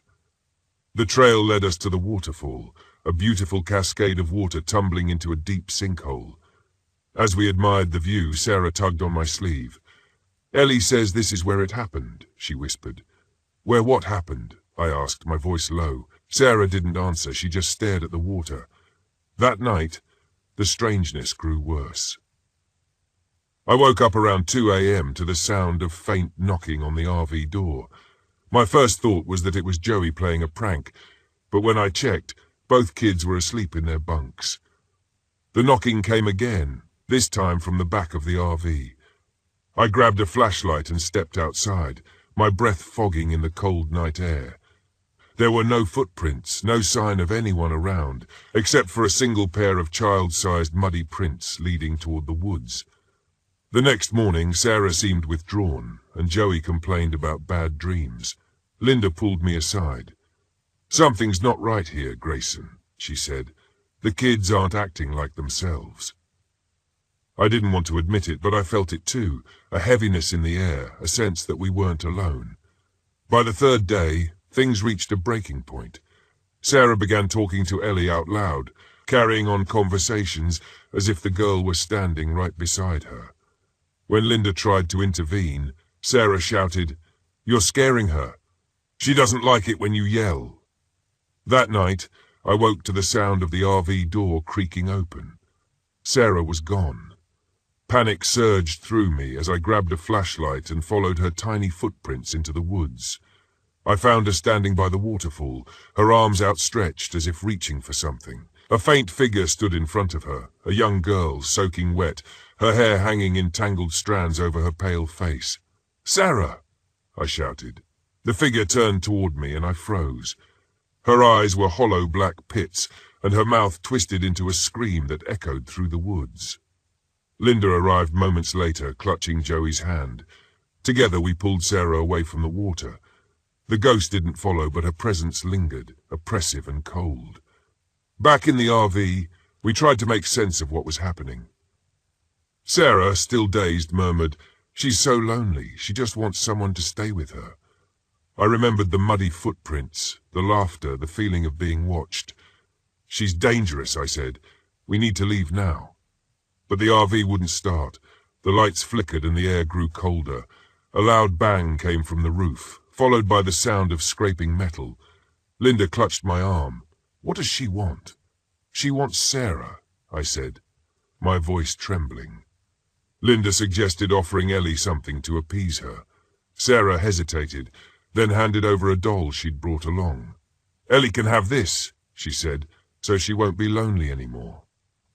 We left the doll at the base of the waterfall, whispering a prayer for Ellie to find peace. For a moment the woods fell silent, and I thought it was over. As we drove away, the RV finally roaring to life, I glanced in the rearview mirror. For a split second, I thought I saw Ellie standing at the edge of the woods, clutching the doll. Then she was gone. The kids were quieter on the ride home, and Linda seemed lost in thought. We didn't talk about what happened, not right away, but every now and then I catch Sarah staring out the window, as if listening to someone I can't hear. And sometimes, when the house is quiet at night, I hear faint laughter just beyond the edge of the light. My name is Anthony MacDonald, and I was 31 when this happened. It was early May 2022, and I had just finished a grueling 6-month contract as a travel nurse in Baltimore. The job had been brutal, long shifts, heartbreaking cases, and one patient I couldn't save no matter how hard I tried. His face still lingered in my mind, and I needed space to breathe. That's why I bought the RV. I had no plan except to drive, park somewhere beautiful, and let the quiet heal me. That's how I ended up at Seneca Creek near Smokehole Canyon, West Virginia. The locals called it Devil's Gorge, but I didn't care about the name. I cared about the view. The pull-off was perfect, isolated and perched right on the edge of the gorge. The air was cool and smelled of pine, and the canyons spread out below me in jagged cliffs and swirling mist. I parked my RV, stepped out, and just stood there, letting the silence soak into my bones. I felt a glimmer of peace for the first time in months. My plan was simple: hike, take some photos, and not think about anything for a while. I grabbed my camera and followed a faint trail along the edge of the gorge. The path wound through dense trees, their branches forming a canopy so thick it felt like dusk, even though it was mid-afternoon. That's when I found it. The stone altar was tucked into a hollow, half hidden by vines and moss. It looked ancient, weathered, and wrong. There was something unnatural about its placement, like it didn't belong here. Carved into its surface was the word malum, Latin for evil, I said aloud. I felt a chill that had nothing to do with the temperature, but I couldn't stop myself from snapping a photo. It was eerie and beautiful in its own way, and I knew it would make a great addition to my collection. I was just turning to leave when I heard it, a whisper, faint and raspy, like dry leaves brushing together. Leave. I froze, staring into the trees, but there was no one there. My pulse quickened as I backed away from the altar, stumbling a little on the uneven ground. I told myself it was just the wind. It had to be the wind. That night, the wind came back. I was editing photos in the RV when I heard it, a soft scratching sound, like claws against metal. My stomach clenched as I turned off the lights and peered through the window. The moon cast long shadows across the ground, but there was nothing there. I stepped outside, armed with my flashlight, and saw the marks, claw-like scratches, raked down the side of the RV. A surge of adrenaline shot through me as I swung the flashlight toward the trees, half expecting to see an animal, a bear, maybe. But the forest was still, too still. No rustling leaves, no chirping insects, just silence. My breath fogged in the cold air, and I realized I was trembling. Probably just a raccoon, I muttered, but I didn't believe it. The next morning I told myself I was overreacting. The scratches were weird, sure, but it was the middle of the woods. Animals did strange things. I packed a lunch and decided to hike deeper into the canyon. Maybe I'd find a new trail, something to distract me. The gorge was stunning, its cliffs rising like jagged teeth on either side, The air felt heavy, as if the canyon was holding its breath, but I pushed forward. That's when I started noticing them, symbols. They were carved into the trees and scratched into the dirt, strange and unfamiliar. At first I thought they were just graffiti, but they didn't look like anything I'd seen before. They made my skin crawl. The trail led me to a dead end, a sheer drop into the gorge below. As I turned to head back, I heard it again. The whisper. It came from the trees, faint and raspy. Anthony. I froze. My name. It had whispered my name. I practically ran back to the RV, my heart pounding in my chest. When I got inside, I locked the doors and pulled down the blinds, telling myself I was being paranoid. But the fear wouldn't leave me. It sat heavy in my stomach, coiling tighter with every hour that passed. That night, I woke to something worse. It started with the whispers, soft and insistent, coming from all directions. Then came the knocking, tap, tap, tap, on the windows, on the door, on the walls. I grabbed my flashlight and shone it out the window, but the light only seemed to make the shadows move. And then I saw her. She stood at the edge of the firelight, gaunt and impossibly tall, her limbs twisted at unnatural angles. Her face was a patchwork of cracked skin, like porcelain shattered and glued back together. Her eyes, black, empty voids, locked onto mine. The whisper turned into a scream, piercing and relentless, and I stumbled back, clutching my ears. When I looked again, she was gone. The next day I tried to leave. I packed everything as fast as I could, desperate to put miles between me and the gorge. But the RV wouldn't start. The engine sputtered and died, no matter how many times I turned the key. I grabbed my pack and started walking, following the road back to the main highway. But every time I thought I was making progress, the path looped back to the gorge. It was impossible, like the forest was twisting itself around me. By the time the sun began to set, I was back at the RV, exhausted and terrified. The final night was the worst.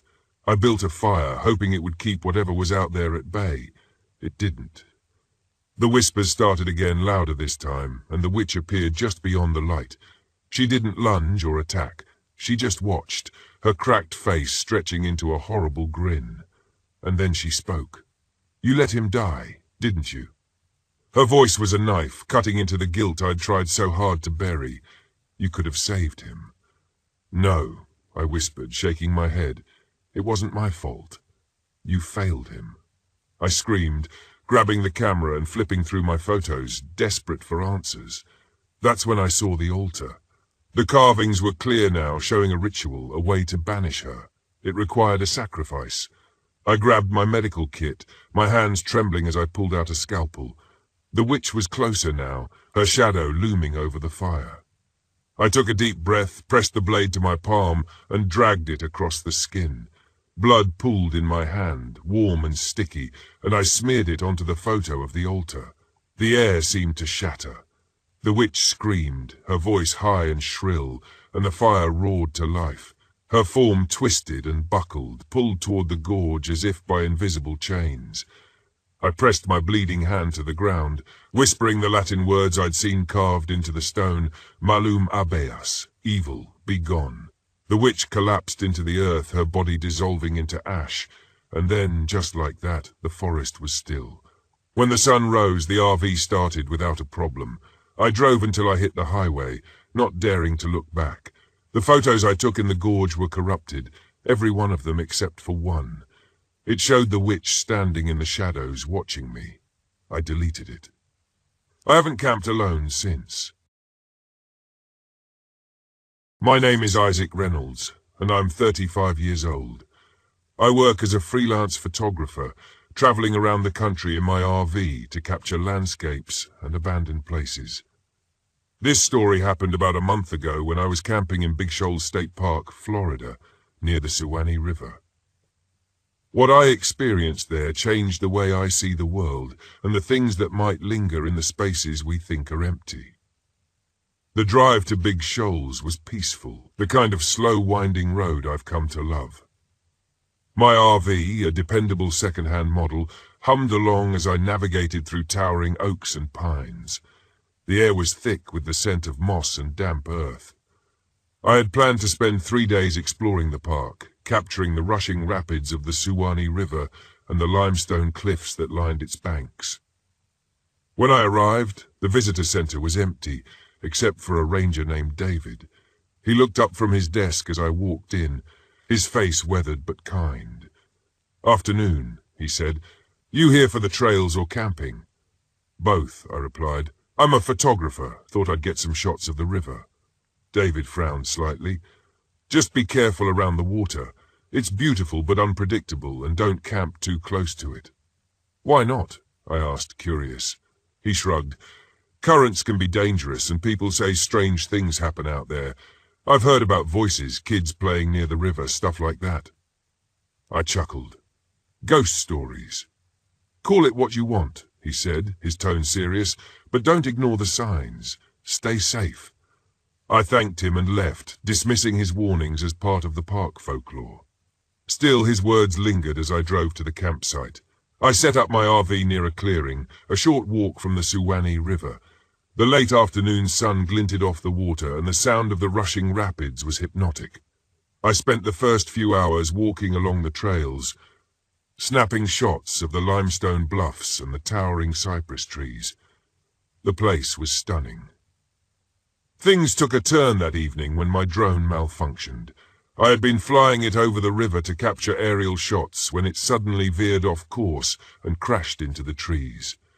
Muttering curses, I grabbed my flashlight and headed into the woods to retrieve it. The forest was darker than I'd expected, the dense canopy swallowing the light. I found the drone near the riverbank, but as I bent to pick it up, I noticed something strange. Small handprints in the mud, like those of children. They were fresh, too, leading toward the water. I scanned the area with my flashlight. "Hello? Is someone there?" No answer. The only sound was the rushing water. I felt a chill creep up my spine, but I shook it off. Kids must have been playing here earlier, I told myself. Still, I hurried back to my RV, uneasy. That night, as I reviewed the photos on my laptop, I noticed something odd in one of the shots of the river.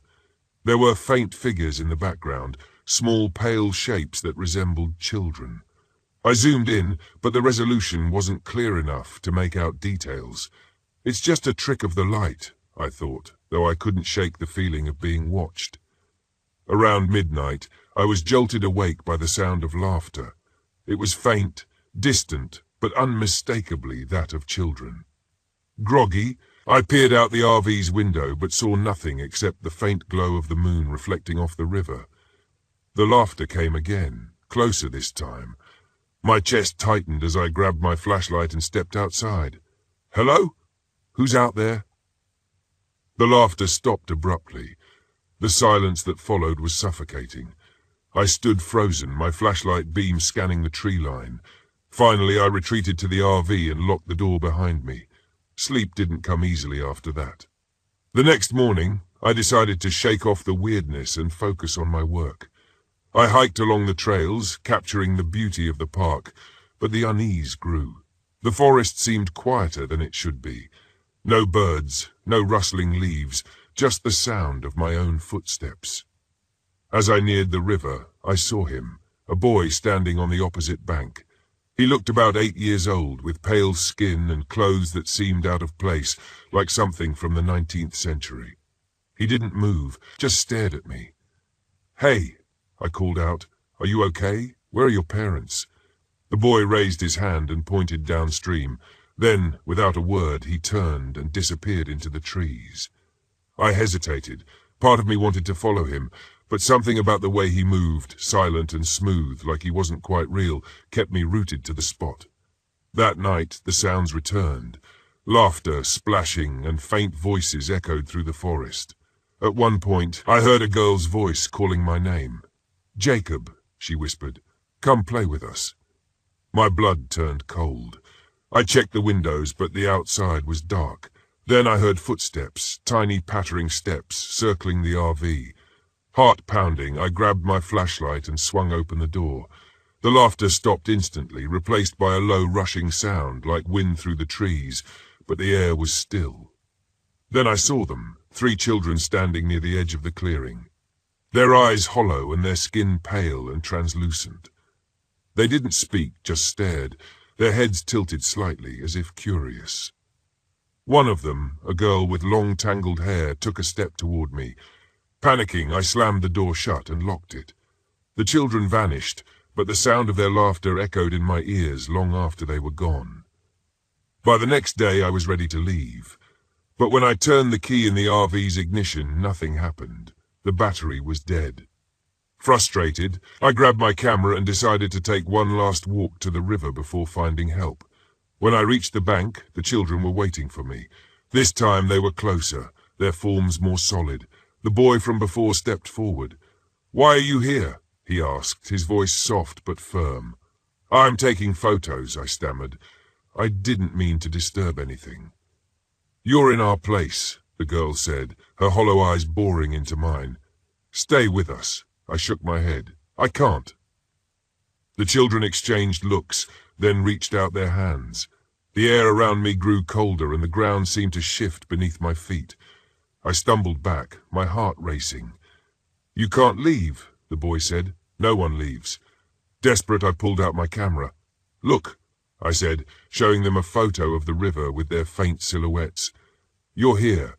People will know your story. You won't be forgotten." "Forgotten?" The children hesitated. The cold air eased slightly, and their forms flickered, as if caught between this world and the next. "Promise," the girl whispered. "I promise," I said, my voice trembling. The children faded, their laughter echoing softly as they disappeared. The forest grew quiet again, but the air felt lighter, less oppressive. When I returned to the RV, the engine started on the first try. I didn't question it. I just drove back. At the visitor center, I told David what had happened. He listened, his face grave, but didn't say much. As I left, he muttered, "You're lucky they let you go." I wrote an article about the lost children of Big Shoals, sharing their story alongside my photos of the hauntingly beautiful river.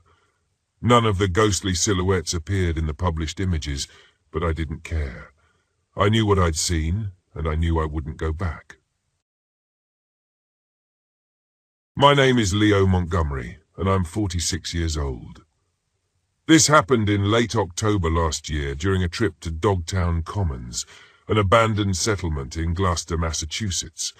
I went there to document its history for a book I was working on about New England's forgotten towns. I thought it would be just another quiet excursion in my RV, a chance to escape the noise of city life and dive into research. I was wrong. Dogtown was the kind of place that clung to the edges of memory and myth. Once a bustling colonial village, it was now a network of overgrown trails, crumbling stone walls and strange moss-covered boulders. Local legends claimed it was cursed, haunted by the witch Thomasine Younger, who had cursed the land before her death. But I didn't believe in curses or witches. I believed in facts, and I planned to find them. I arrived late in the afternoon, just as the sun was dipping behind the treetops. The sky was heavy with clouds, the light dimming quickly. My RV bumped along the narrow dirt road until I found a clearing big enough to park. The air was damp and cold, and the surrounding woods were eerily quiet.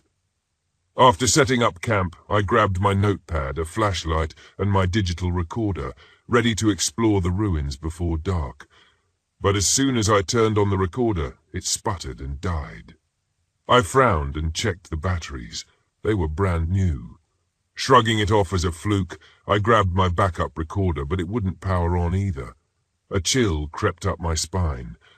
Maybe it was just the damp air affecting the electronics. At least that's what I told myself.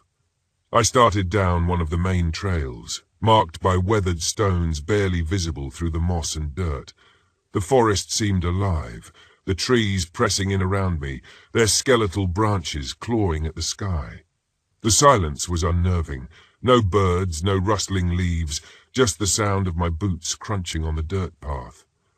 Dogtown was famous for its boulders, massive stones engraved with moralistic sayings.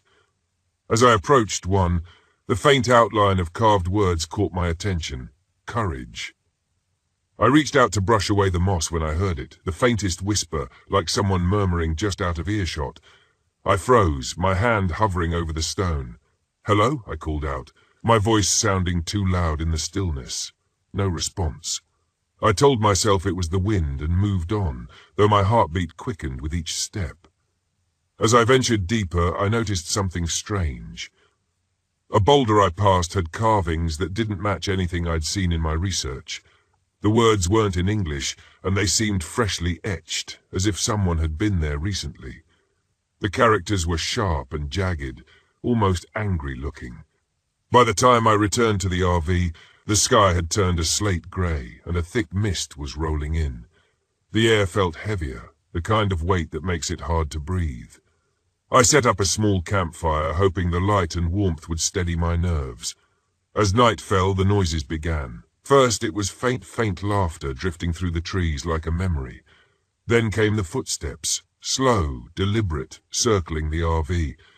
I grabbed my flashlight and shone it into the woods. The beam cut through the fog, revealing nothing but gnarled branches and shifting shadows. I tried to ignore it, telling myself it was just animals. But then I saw her. Standing at the edge of the clearing was a figure, a woman cloaked in shadows. She didn't move, didn't make a sound. She just stood there, watching. My breath caught in my throat as I took a step closer, the flashlight trembling in my hand. But when I blinked, she was gone. I didn't sleep that night. The laughter and footsteps continued, growing louder and more insistent as the hours crawled by. When dawn finally came, I felt a mix of relief and dread. I wasn't sure I could handle another night like that. Determined to make sense of what was happening, I spent the morning poring over my notes. That's when I found it, a passage about offerings made to Thomasine Younger. The villagers, desperate to appease her spirit, would leave pouches of salt and coins near her home, accompanied by whispered apologies. It sounded ridiculous, but I couldn't shake the feeling that it was the key to ending whatever was happening. I gathered what I needed, a handful of coins from my pocket and some salt from my kitchen supplies, and made my way back into the woods. The mist had thickened, clinging to the ground like a living thing. The paths seemed to shift under my feet, leading me in circles. Finally I found it, the stone foundation of what must have been Thomasine's house. Kneeling in the dirt, I placed the pouch near the ruins and whispered, "I'm sorry, I mean no harm. Please let me leave." For a moment, everything was still. The mist seemed to lift slightly, and the oppressive weight in the air eased. I let out a shaky breath and stood ready to head back to the RV. But as I walked, the paths shifted again. The landmarks I'd memorized were gone, replaced by new, unfamiliar terrain. Panic set in as I realized I was lost. Then came the whispers, louder this time, surrounding me. My name echoed through the trees, spoken by voices that didn't belong to anyone I knew. "Stay," a voice said, clear and cold. "You belong here." I turned, and there she was again, the cloaked woman, standing just a few feet away. Her face was pale, her eyes dark and empty. She raised a hand, pointing at me, and I felt a coldness wash over me, seeping into my bones. I ran. When I reached the RV, I didn't stop to look back. I threw open the door, started the engine, and slammed the accelerator. The RV lurched forward, the tires skidding on the damp ground as I sped down the dirt road. The mist followed, twisting and curling like smoke. In the rearview mirror, I saw her standing in the middle of the road, her figure growing smaller as I put distance between us. But her eyes, they burned into me, as if they were still watching. I made it home safely, but Dogtown never left me. Weeks later, I began hearing whispers outside my apartment. Carvings started appearing in the stones near my building, messages eerily similar to the ones I'd seen in Dogtown. I stopped working on the book, unable to relive the experience. Some histories, I've come to realize, are not meant to be uncovered. Some curses can't be escaped, and some places will never let you go. My name is Emily Knight, and I'm 29 years old. What I'm about to share happened just 2 months ago, during a camping trip in Tate's Hell State Forest in Florida. I used to laugh at ghost stories and legends. Now I'm not so sure. It was my idea to go. I'd read about the forest's creepy history, stories of people vanishing, strange curses, and the infamous final words of C.B. Tate. My name is C.B. Tate, and I've been to hell. It seemed perfect for an adventurous weekend with my closest friends. There were 4 of us. Dani, my best friend since high school, level-headed and sarcastic at 30, Melissa, quiet and jumpy but sweet, tagged along reluctantly, and Cody, a guy I'd known for years but never fully trusted. He was brash, competitive, and had a habit of stirring up trouble. I suspected he had a crush on me, which only made things awkward. We took my RV, an old but functional beast, and parked it deep in the forest. The swampy smell of the air and the dense canopy of twisted trees added to the eerie vibe. Perfect, I thought. We set up near a clearing surrounded by cypress trees. Dani got the fire going, and Melissa unpacked supplies while Cody cracked jokes about the forest's name, Tate's Hell. He said with a smirk, probably just an old drunk who got lost and died. Yeah, Dani shot back, so maybe keep your jokes down, Cody. Don't want to piss off the ghosts. Melissa shivered and muttered, Can we not talk about ghosts? I laughed, trying to ease the tension. Relax, guys, it's just a forest. What's the worst that could happen? That night, the first sign of something wrong came when the generator started acting up. We had just finished eating when the RV's lights flickered and then went out. The only light came from the fire, casting long dancing shadows across the trees. I'll check it, Dani said, grabbing a flashlight. He came back a few minutes later, looking puzzled. Everything's fine with the generator. It just stopped. I don't get it. Cody snorted. Probably a squirrel chewed a wire. No big deal. But I noticed Melissa staring into the trees, clutching her jacket. Did you guys hear that? She whispered. Hear what? I asked. It sounded like whispering, like someone saying my name. We all went quiet. I didn't hear anything, but the air felt heavier, like the forest was holding its breath. The next day, we decided to hike a nearby trail. I brought an old map I'd found online, but it quickly became clear it was outdated. Trails branched off in confusing directions and landmarks didn't match up. We wandered for hours before stumbling across something unsettling. It was a small clearing with a crude shrine made of sticks and bones. Animal skulls hung from the trees, and strange symbols were carved into the dirt. Melissa refused to go near it. Probably just a hunter's prank, Cody said, poking at the bones with a stick. Don't touch it, Melissa snapped, surprising everyone. It's not a prank. This feels wrong. I told Cody to leave it alone, and we moved on, but the tension was thick, and even Dani looked uneasy. Back at camp, the generator failed again. The map I'd left on the picnic table was gone, as if the wind had taken it, but the air was still. That night, the whispering started. At first, I thought it was just the wind, but then I heard it clearly. Someone saying my name, faint but unmistakable. Dani, I hissed, shaking his arm. Did you hear that? Hear what? He said groggily.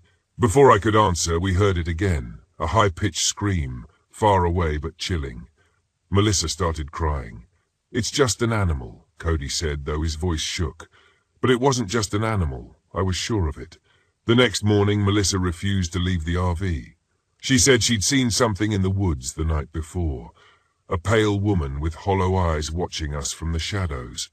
You were dreaming, Cody said dismissively. You've been spooked since we got here. No, Melissa said firmly. I wasn't dreaming. She was real. I wanted to believe Cody was right, but the way Melissa said it sent a shiver down my spine. Still, we decided to stay. I didn't want to give up on the trip because of some creepy noises. That evening, Melissa vanished. We were sitting by the fire when she suddenly stood up and walked toward the swamp. I'll be back, she said, her voice flat. Melissa, I called after her. She didn't turn around. Dani and I followed her flashlight beam, but it stopped abruptly near the edge of the swamp. The mud was churned up and her shoe lay half buried. There was no sign of her. Panic set in. We shouted her name, but the only response was the croaking of frogs and the rustle of leaves. Then Dani found the altar. It was larger than the one we'd seen before, surrounded by bones and rotting wood. Symbols were etched into the mud, glowing faintly in the moonlight. The air reeked of decay. "This is wrong," Danny said. "We have to leave now." As we made our way back to the RV, the forest came alive. Shadows darted between the trees, and the whispers turned into voices, mocking, taunting, calling our names. Then we saw her, the witch. She was pale, gaunt, with stringy black hair and hollow eyes that burned with hatred. She stood motionless, watching us, her bony hands outstretched. Cody froze, staring at her in terror. "What the hell is that?" he whispered. Before anyone could answer, the witch let out an ear-piercing scream. The ground beneath us seemed to ripple, and spectral hands reached from the swamp, clawing at our legs. We ran for the RV, but the witch followed. Her twisted form appeared in every shadow, her whispers filling our ears. When we reached the clearing, we found the RV surrounded by grotesque humanoid figures with elongated limbs and glowing eyes. They clawed at the windows, hissing and growling. Danny grabbed a can of lighter fluid and a lighter. "The altar," he said. "We have to destroy it." We ran back to the altar, dodging the figures that seemed to materialize from the swamp. Danny doused the wooden effigies with fluid and lit them on fire. The flames roared to life, and the witch screamed in rage. Her form flickered like a dying candle. But as the altar burned, Cody was dragged into the swamp. He screamed for help, but the spectral hands pulled him under. Then he was gone. The witch vanished, and the forest fell silent. Danny and I stumbled back to the RV, shaking and covered in mud. The generator worked again, and the lights flickered back on. When we reached the ranger station the next day, we reported everything. They didn't believe us, but promised to search for Melissa and Cody. A week later, Melissa's body was found near the altar. Cody was never recovered. I still hear the witch's voice in my dreams whispering, "This forest is mine. You will never escape me." And I don't think I ever will. My name is Matthew Mason, and I'm 39 years old. This happened in the summer of last year, in the dense woods of Mount Greylock Reservation, Massachusetts, near a place ominously called Devil's Den. It wasn't meant to be a terrifying ordeal. I just wanted to take my family on a proper adventure, away from the screens and city noise. I thought it would be a bonding experience, but I was wrong. Dead wrong. I stood at the edge of the trail, the morning sun filtering weakly through the canopy.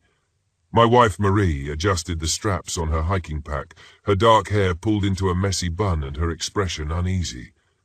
Our kids, Max and Lucy, trailed a few paces behind. Max, 12 and full of restless energy, clutched a pocket notebook where he scribbled cryptid sightings and urban legends. 8-year-old Lucy, on the other hand, skipped alongside him, humming a tune she seemed to make up as she went. "This is supposed to be fun," I said, more to myself than anyone. The truth was, the deeper we went, the heavier the forest felt. It was like the trees pressed in too close, their trunks leaning inward as though eavesdropping on our every word. "You sure about this, Jack?" Marie's voice broke the silence as she squinted at the map I'd printed from the internet. "Positive," I replied, though my confidence was wavering. "It's a little off the beaten path, but that's the point. Fresh air, no distractions." Marie sighed but didn't argue. That was one of the things I loved about her. She trusted me, even when she probably shouldn't. We reached the campsite in the late afternoon. It was a small clearing surrounded by towering pines, and I couldn't help but feel a sense of accomplishment. I set to work pitching the tent while Marie unpacked. That's when the first snag hit, literally. The tent poles were bent, warped beyond use. "Seriously?" I muttered, holding one up. Marie raised an eyebrow but kept silent. After some improvisation, I managed to rig a shelter using the tarp and some rope. It wasn't pretty, but it would do. Dinner was another struggle. Our portable stove sputtered once and died, forcing us to roast hot dogs over the fire. The kids didn't seem to mind, but I caught Marie eyeing the darkening forest, her unease growing. "I don't like how quiet it is," she whispered once the kids were distracted. "It's nature, Marie. I said with a grin, but even I noticed the lack of usual forest sounds. No bird song, no rustling in the underbrush, just silence, heavy and oppressive. That night, things started to feel off. Lucy woke us up screaming. "What is it?" I said, rushing to her side. She was sitting up in her sleeping bag, tears streaming down her face. "He was here," she sobbed, pointing at the entrance of the tarp. "He was watching me." "Who, Lucy?" She hesitated, her little hands trembling. "My tall friend. He has no face." Marie shivered beside me, pulling Lucy close. "It's just a nightmare," I assured them, but even I didn't believe it. The next morning, Max discovered clawed footprints near the fire pit. They were massive, unlike anything I'd ever seen, and they circled our campsite in deliberate loops. "Bear," I said, though my voice faltered. Max looked unconvinced. "Bears don't leave claw marks like this." Marie took pictures with her camera, her hands shaking as she reviewed the shots. She went pale. "What is it?" I asked. "Nothing," she said too quickly, but I caught a glimpse of the screen. Among the trees, there was a shadow, a figure, tall and gaunt, with elongated limbs. By midday, the unease had settled into full-blown dread. Marie and I whispered about leaving, but I didn't want to cut the trip short. I couldn't let fear ruin the experience. That was a mistake. That night, the forest came alive in the worst way. We were sitting around the fire when the howls began, low and mournful, echoing through the trees.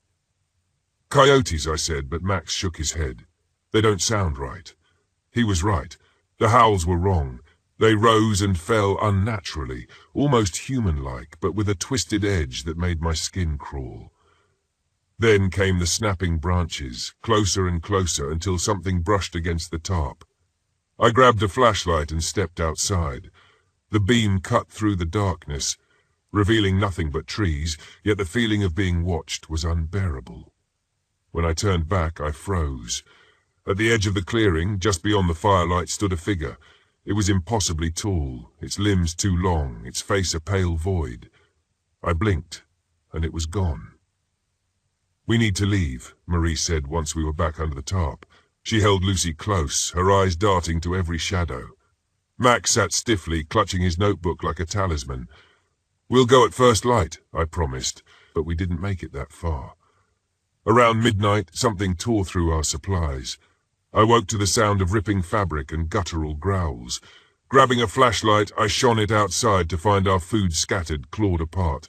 The creature's tracks circled our shelter again, fresh and deliberate. Lucy began to cry softly, and Max whispered, "It's hunting us." "We'll be fine," I lied, though my heart pounded in my chest. By dawn, the decision was clear. We had to leave. Packing what little we had left, we started down the trail. But the forest didn't let us go easily. The trees seemed closer, the path narrower, the air colder, and the howls followed us, distant but persistent. Then Lucy stopped abruptly.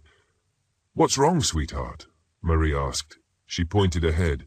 "He's waiting for us." I turned and saw it again. The creature stood in the middle of the trail, impossibly still. Its hollow eyes seemed to pierce through me.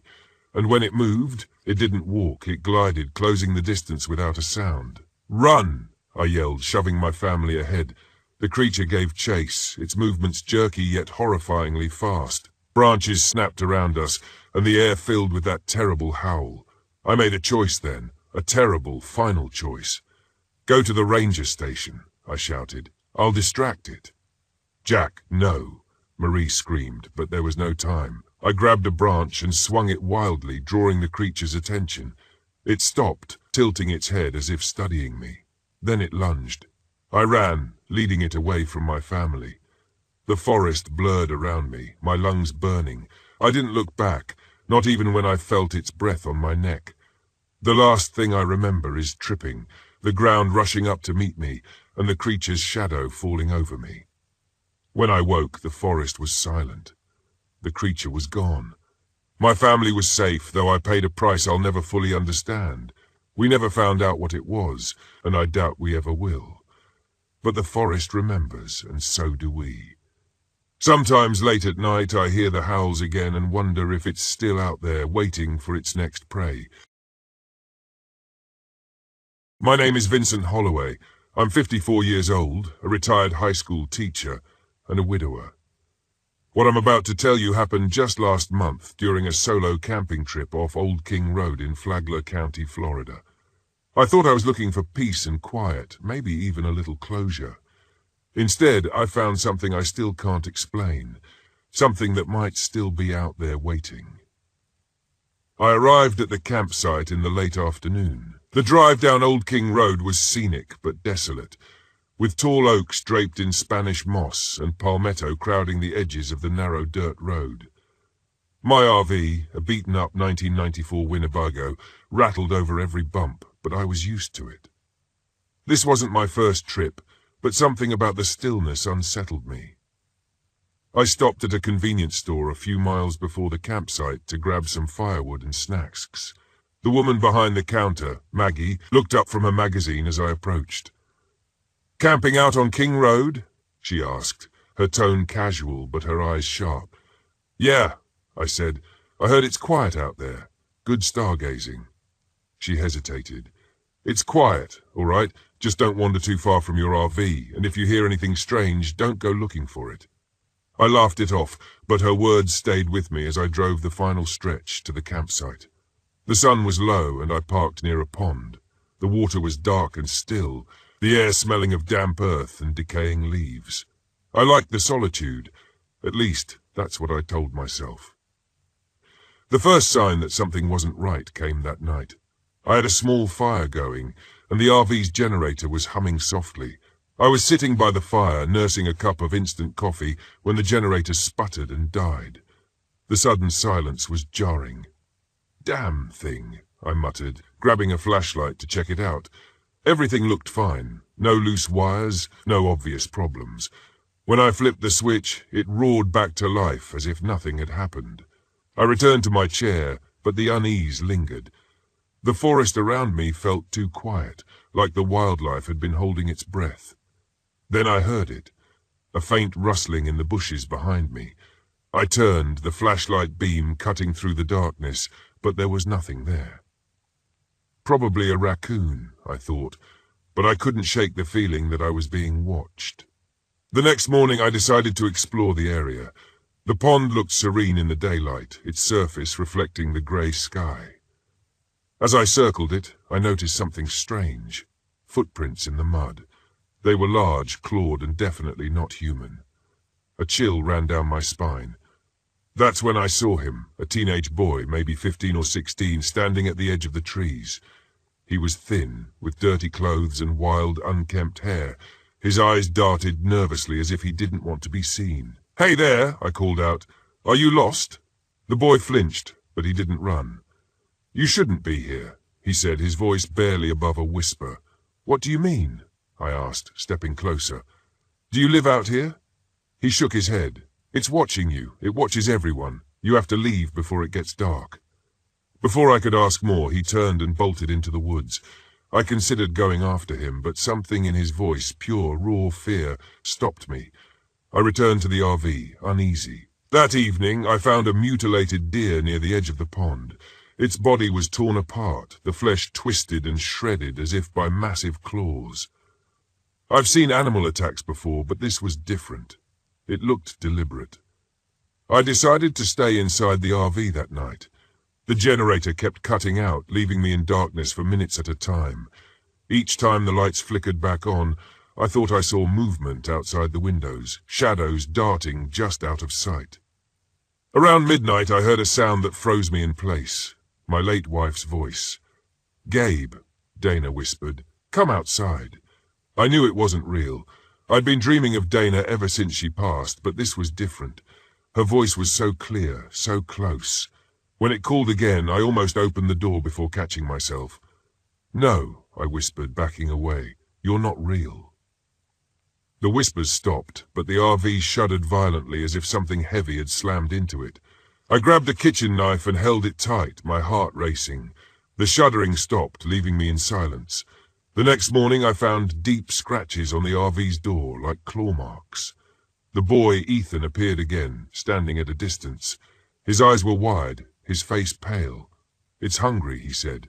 "It doesn't stop." "What is it?" I demanded, approaching him. What's out there? He hesitated, then muttered, "It's old. It was here before us. It feeds on fear, on grief. If you don't leave, it'll take you." I tried to get him to explain, but he ran off again. This time, I followed him. He led me deeper into the woods, where the trees grew denser and the air colder. Finally, we reached a clearing with strange symbols carved into the trunks. Ethan pointed at them. "This keeps it out," he said. "Stay here if you want to live." Before I could ask more, he vanished into the trees. I looked around, my pulse hammering. The forest felt alive, the air thick with an oppressive energy. The whispers started again, louder this time, coming from all directions. I returned to the RV, but the hunger followed. That night, it showed itself. I was sitting by the fire when the forest went silent. Then I saw it, a shadowy figure at the edge of the trees. It was humanoid, but wrong. Its limbs too long, its movements jerky and unnatural. Its eyes glowed yellow, fixed on me. "Dinah," it said, its voice distorted and hollow. "Come to me." I stood frozen as it stepped closer.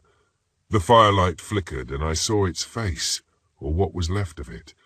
The flesh was stretched and rotting, its mouth too wide, filled with jagged teeth. I grabbed a can of lighter fluid and dashed it onto the fire pit, igniting a massive flame. The creature recoiled, letting out an unearthly shriek. I ran toward the symbols Ethan had shown me, the hunger chasing me through the trees. The moment I crossed the boundary of the symbols, the hunger stopped. It paced back and forth, hissing and snarling, but unable to cross. I stayed there until dawn, clutching the knife and listening to its guttural growls. When the sun rose, the hunger vanished. I returned to the RV, packed up, and drove away without looking back. I stopped at Maggie's store on the way out. She took one look at me and nodded.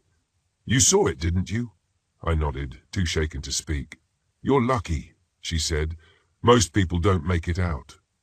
Later, I tried to find information about Ethan, but no one had seen a boy matching his description in years.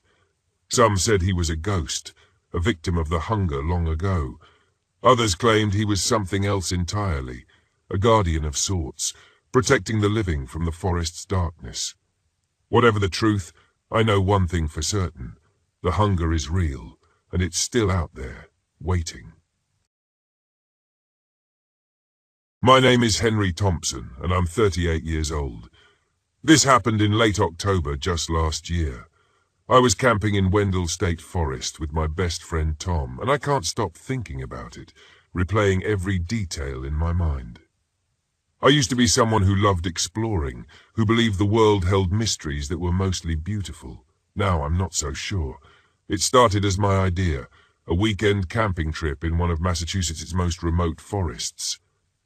I'd been obsessed with the eerie reputation of Wendell State Forest after reading a blog about strange sightings and ghost stories tied to the area. For a photographer like me, it sounded perfect. Rustic trails, abandoned cabins, and mist-covered lakes to capture. Plus, I thought it would be a good way to unplug, away from the constant buzz of my job in Boston. Tom didn't feel the same way. He'd made it clear during the 2-hour drive in my ancient RV that he was only coming to keep me out of trouble. "You have a bad habit of picking creepy places to camp," he muttered, staring out the window at the thickening woods. "I'm not dragging you into some horror movie," I replied with a laugh. "It's just a forest." He raised an eyebrow at me.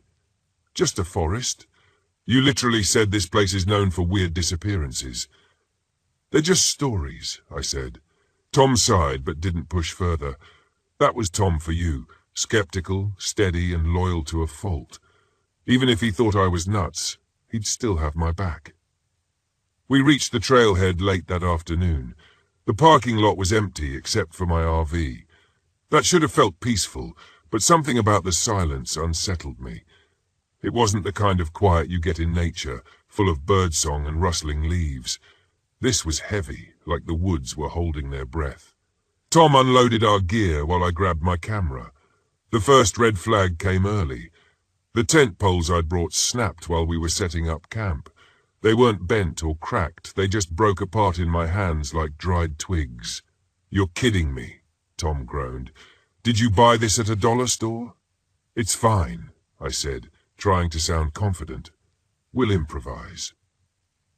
We managed to rig the tent with some branches and duct tape, but it leaned at an awkward angle, as if the forest itself didn't want us there. I busied myself taking photos of the area, towering oaks, golden leaves carpeting the ground, and a peculiar clearing about 100 yards from our campsite. It was perfectly round, with no vegetation in its center, and blackened tree trunks encircling it. I snapped a photo, shivering despite myself. That first night, the forest came alive with strange noises. Around midnight, I woke to the sound of footsteps circling our tent. I froze, straining to listen. "Tom," I whispered, "do you hear that?" "Probably just deer," he murmured, half asleep. The footsteps grew louder, deliberate.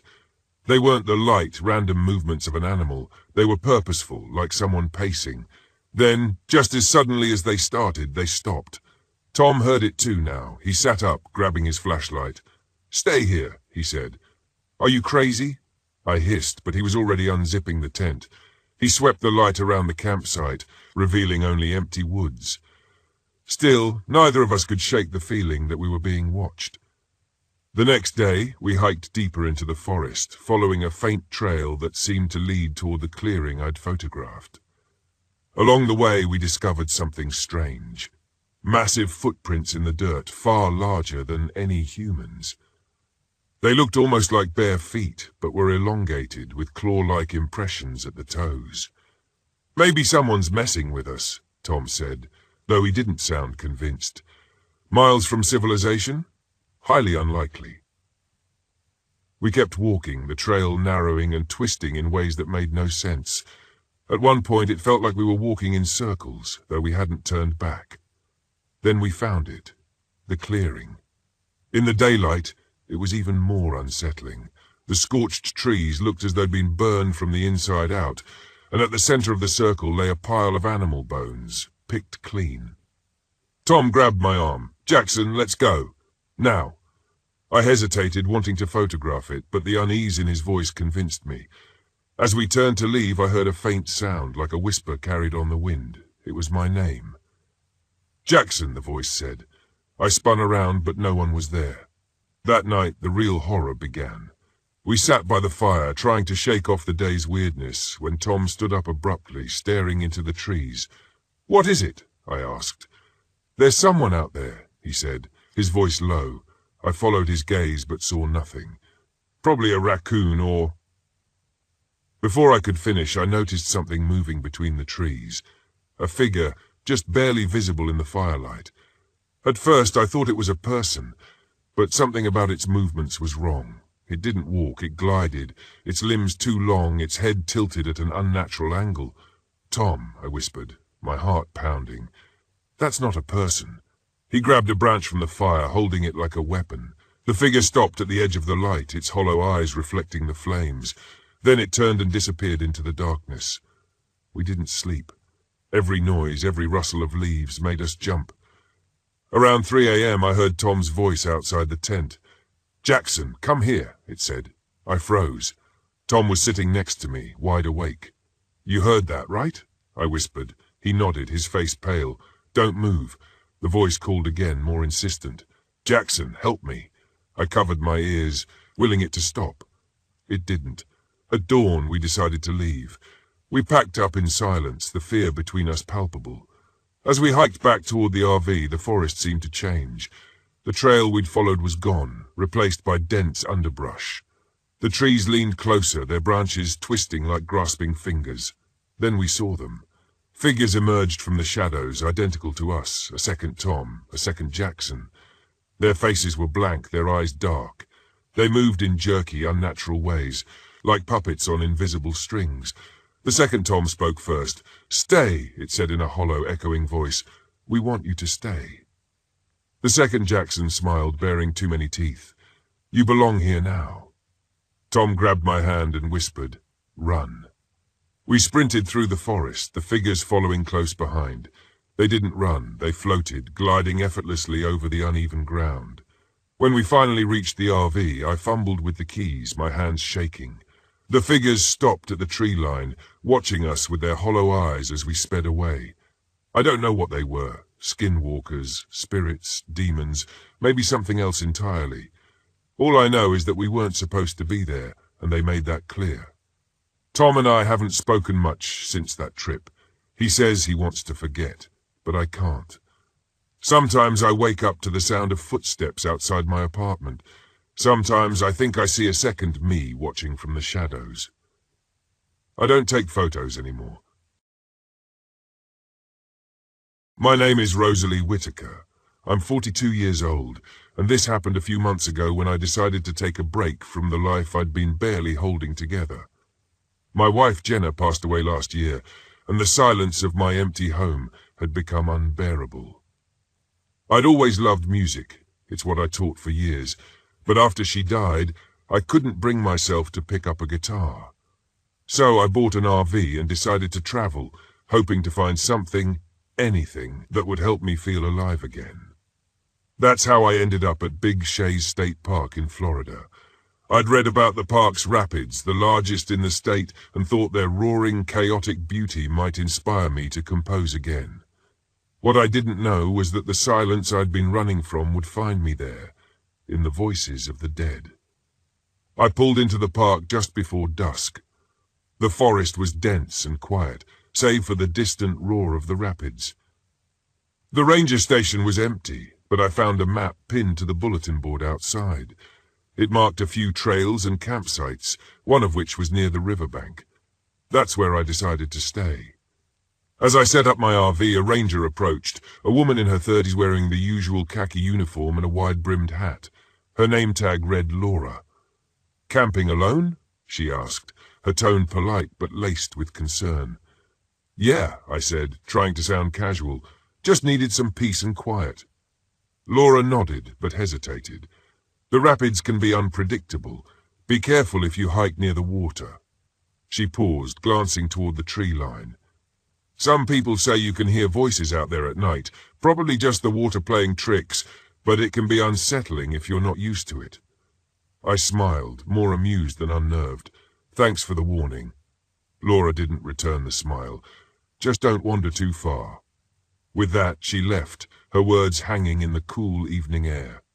After dinner, I sat outside the RV with my guitar, strumming idly as the last light faded from the sky.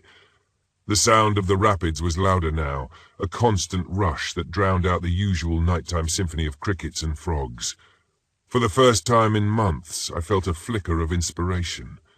Maybe this trip wasn't such a bad idea. Then I heard it, a faint giggle like a child's, carried on the wind. I froze, my fingers stilling on the strings. It was faint, almost drowned out by the river, but unmistakable. I scanned the tree line, but there was nothing there. "Hello," I called, my voice sounding too loud in the quiet. No answer, just the river and the faint rustle of leaves.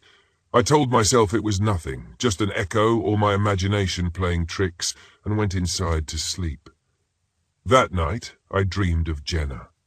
She was standing by the river, her back to me, humming the lullaby she used to sing when we were younger. I tried to call out to her, but no sound came from my lips. When I woke, my cheeks were wet with tears. The next morning, I decided to hike one of the trails that wound along the river. The air was crisp, and the sunlight filtered through the trees in golden streaks, but the unease from the night before lingered. I couldn't shake the feeling that I was being watched. About halfway down the trail, I noticed something odd, small footprints in the mud, too small to belong to an adult. They ran alongside my own for a few steps before veering off toward the river. There were no other campers around, and the sight sent a chill down my spine. As I followed the trail, the roar of the rapids grew louder, almost deafening. Then I heard it again, a child's laughter, clear and sharp, cutting through the noise. I stopped in my tracks, my heart pounding. "Who's there?" I called. Again, no answer. Shaking my head, I pressed on, determined to reach the riverbank. When I got there, I found something even stranger, a small moss-covered doll lying on the rocks. Its face was faded and weathered, but its eyes seemed to glint in the sunlight, almost as if they were watching me. I picked it up, examining it closely. As I turned it over, a faint melody began to play, a music box tune, soft and haunting. My breath caught in my throat.